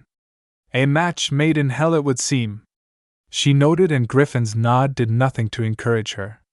Finally the video ended. Well then, now Naruto spent the past 20 minutes trying in vain to use the now warded console so as to stop the video, only being halted from resorting to violence by no less than 5 scrying censors. Does anyone have any remaining questions?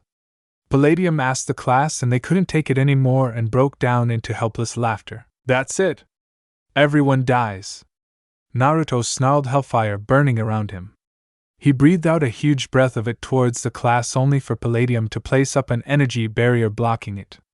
If only just. Naruto's eyes, now glowing red, settled on Palladium, and he charged at the elf, who leapt backwards, flying through the air, leading him away from the class, now paying very close attention.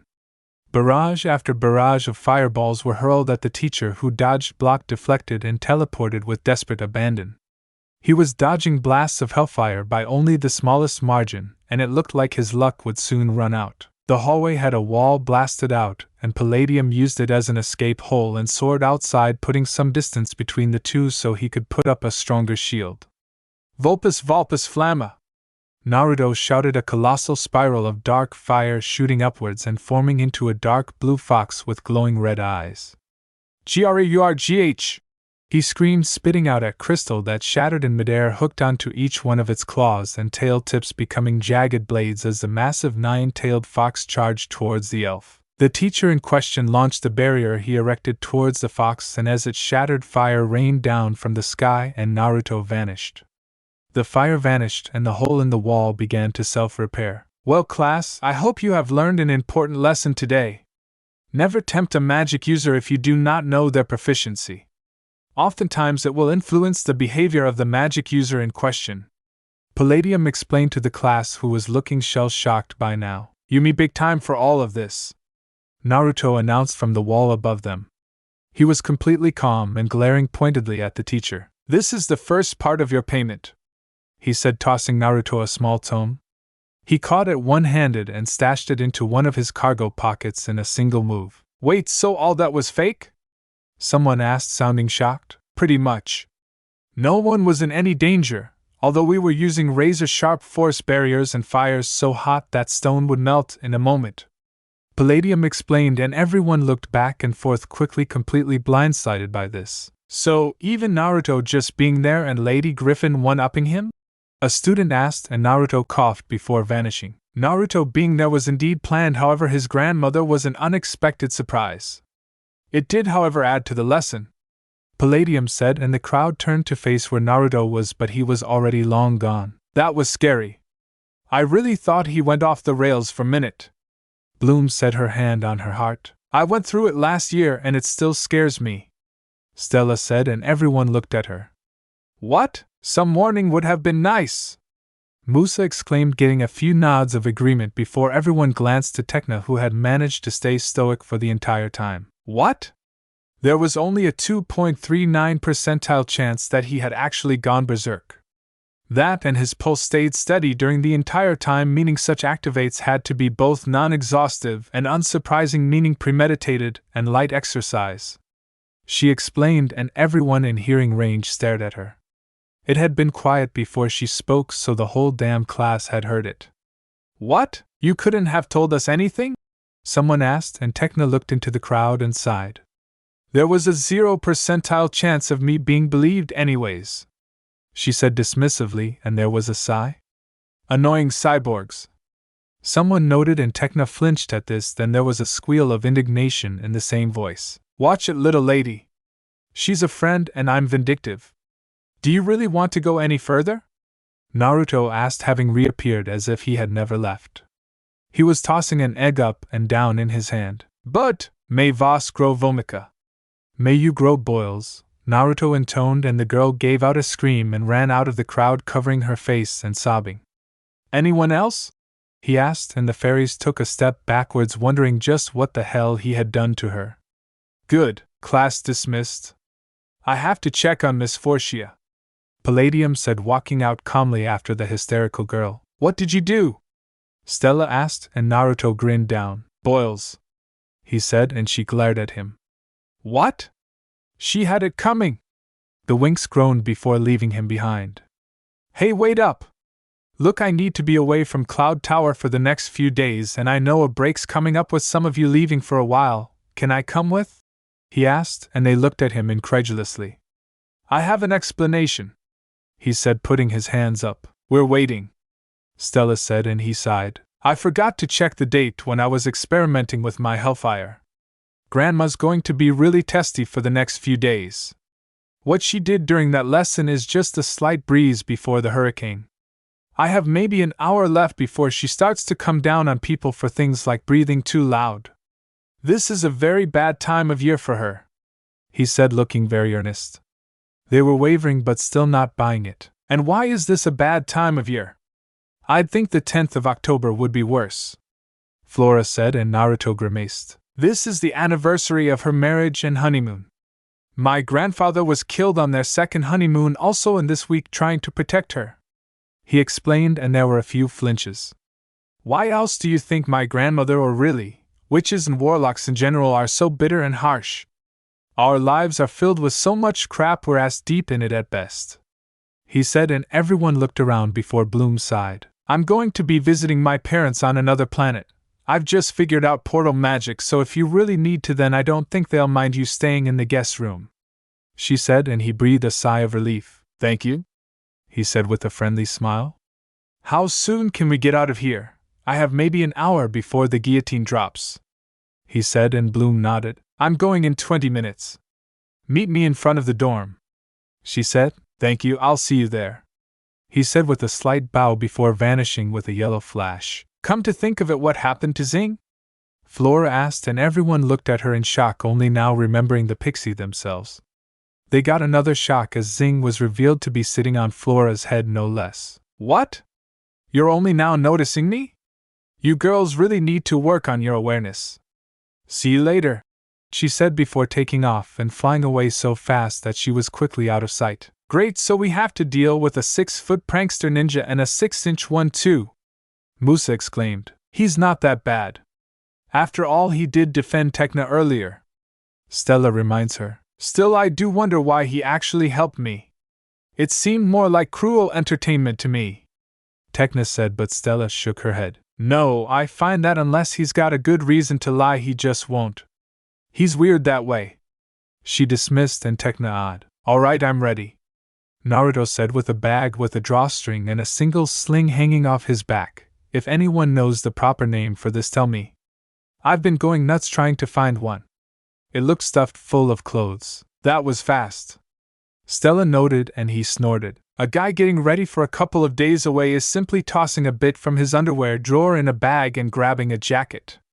That's all we need, he said simply, and he got a few sighs, but they decided to ignore this topic. You know, I expected you to take a while, Bloom muttered. I actually wrote my excuse of absence note this morning, I just didn't fill the names in. Now I have, he said casually, and Bloom sighed. I'll be ready soon, but please, don't make me regret this. she said, and he nodded. 20 minutes later. Ready? Bloom asked, and he nodded. All right then, hold on to your horses, she said, and a bright orange and yellow fire surrounded them both before compacting in on itself, and they both vanished. Gardenia Earth. Bloom! It's so good to see you again, sweetie, Vanessa cried as she embraced her daughter. Welcome home, sweetheart, Mike said, embracing her as well. And I see you brought a friend. We haven't been properly introduced yet. Michael Peters, the large man said, extending a hand which Naruto shook. Naruto Uzumaki Namikaze Entari.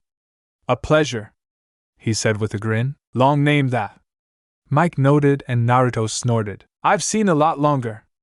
There's a world where you name everyone of either your fathers or mothers depending on gender, going back all the way to the founding of the planet, which is 50 or so generations long. It's nuts, he said, getting a chuckle. Well, nice to meet you. You've been keeping her out of trouble, I hope, he said, and Bloom blushed a bit. I've tried, but it's not easy. I left for a quick 2 weeks at one point, and she had gotten into several hair-raising situations. I don't think that she understands that magic does not equal immortal, and even if it did, others have magic too, and she's still a beginner, Naruto said bluntly. Naruto! She half-shouted, her face flaming as Mike chuckled at her embarrassment. But she's proven to be talented for a beginner, to the point that all she lacks is experience. She's already unlocked a true fairy form, which is rare for someone her age. Her friends also having them is due to all of them being powerful lifelong magic users, and she can match them. That says only good things about her raw talent, he continued, as if never even interrupted, getting Bloom to blush deeper, and Vanessa pulled her into a warm hug. Well, that's... Mike began, but he was interrupted by his watch beeping. Oh dear, time to go to the station. Later, honey. It's good to see you again, sweetheart, he said, kissing his wife on the lips, then his daughter on the forehead. He gave a wave to Naruto, who returned it before walking into the house. Right, let's get out of the yard, and you can tell me all about your years so far, Vanessa said, leading Bloom inside. Naruto seemingly forgot and scratched his head and shrugged before picking up his own and Bloom's luggage and following them. Some time later. So how long are you off for? Vanessa asked Bloom as they began to prepare the dinner. A pot roast which was going to be flash cooked in the oven, then slowly simmered for the rest of the day in a crock pot. It was already smelling tasty. A week, it's some kind of holiday, week of Virus Diligo, or roughly translated week of true love, Naruto said, reaching for another raisin oat cookie. Oh, a Valentine's week! How romantic! Vanessa gushed, and Naruto grinned. Wait? It's a romantic holiday? Oh my god, he must think that oops. Bloom began, then trailed off, getting Naruto's grin to widen as Vanessa immediately began paying close attention to her daughter. However, before she could begin needling her daughter, the roast! Naruto shouted, jumping over the counter and reaching into the oven that now had no small amount of fire pouring out. Flames licking his arms, he pulled out the dish and set it on the countertop. Get back! I got this! Bloom announced, and as she focused, a huge amount of orange sparks appeared over her head and at the fire, and smoke was all sucked up into it until it vanished into nothingness. Oh my! Vanessa said, collapsing into a nearby chair. You are amazing, she said, beaming up to her daughter. Hey! We saved the roast, Naruto commented, and they glanced over to see him standing above the oven, which rather than burnt and broken looked brand new. How did you? Bloom asked. A simple repair spell. It's one of those things everyone seems to know when they arrive, so it's not on any curriculum. I can show it to you if you like, he offered, and she smiled. Well, you've certainly not wasted any time making some incredible friends either, have you, sweetie? Now why don't you show him around your old hometown? I'll have dinner ready soon enough, she said, moving Naruto out of the kitchen. All right, but be careful with the pot, it's still scalding hot, Naruto said as he let the thin woman push him out the kitchen door. Then how were you holding it? Vanessa asked, hands on her hips. I'm fireproof, he said simply with a small smile. 20 minutes later. This place is pretty nice. It has a real homey feel to it. Calm. Yes, it's calm, Naruto noted as he pedaled Mike's bike beside Bloom as she rode her own. Yeah, it's a good place to grow up, Bloom noted. Red light stopped before the line. she said, and they both hit the brakes. Hey there, little one, Mike said, pulling up in his fire truck. Hi, Daddy, Bloom said, and Naruto smiled to watch the interaction from the opposite side, mentally sniggering at how awkward it would have been if he had been on Bloom's right side rather than the left. The light changed. See you at dinner, he said, driving off. Yeah. Have a good day, she replied before leading Naruto off. Hey Bloom, you mentioned something called pizza before, right? He asked, and she nodded. I'd like to try one. I'll treat you when we get back to Magic's, he said, and she grinned before pointing at a street on the hill, and he nodded as they rode down. She hopped off the bike comfortable and started to walk it as Naruto simply stepped off it and picked it up. Well, well, well.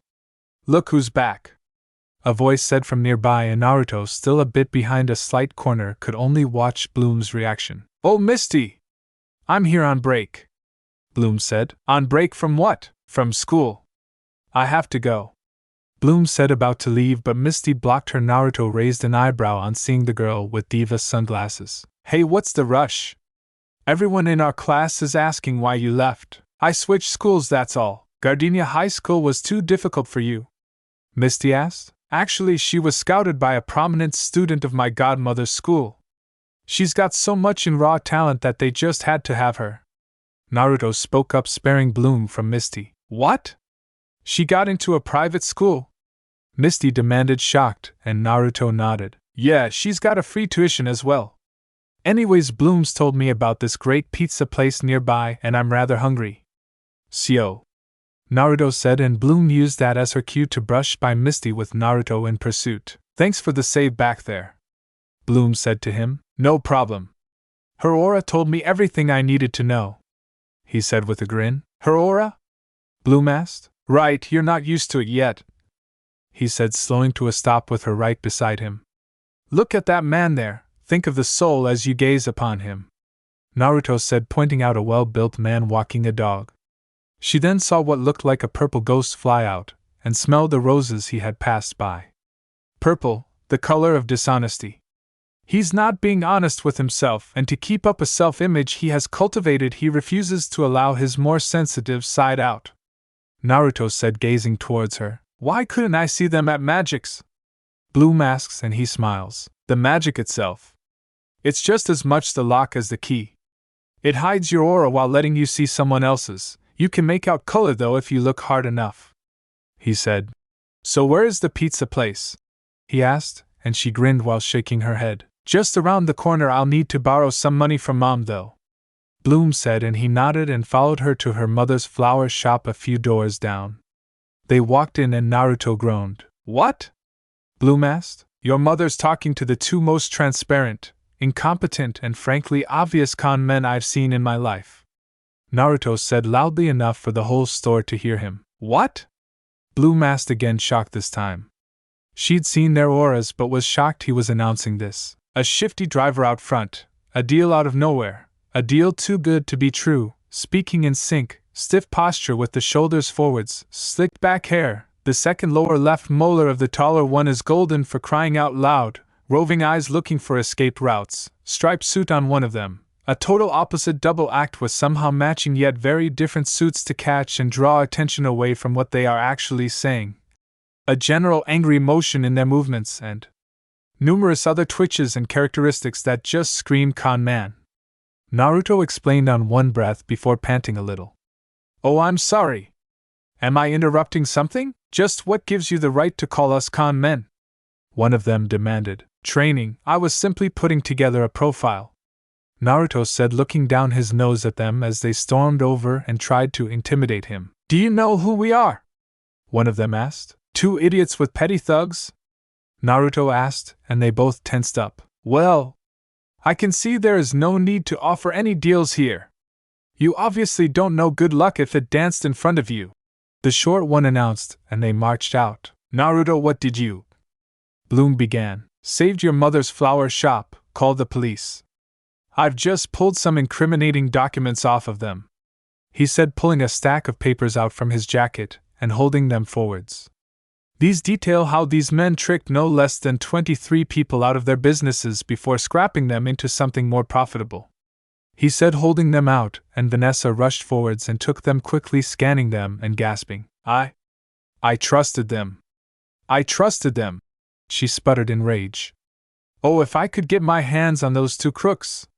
Vanessa began to rant, and there was a skidding of tires and a crash.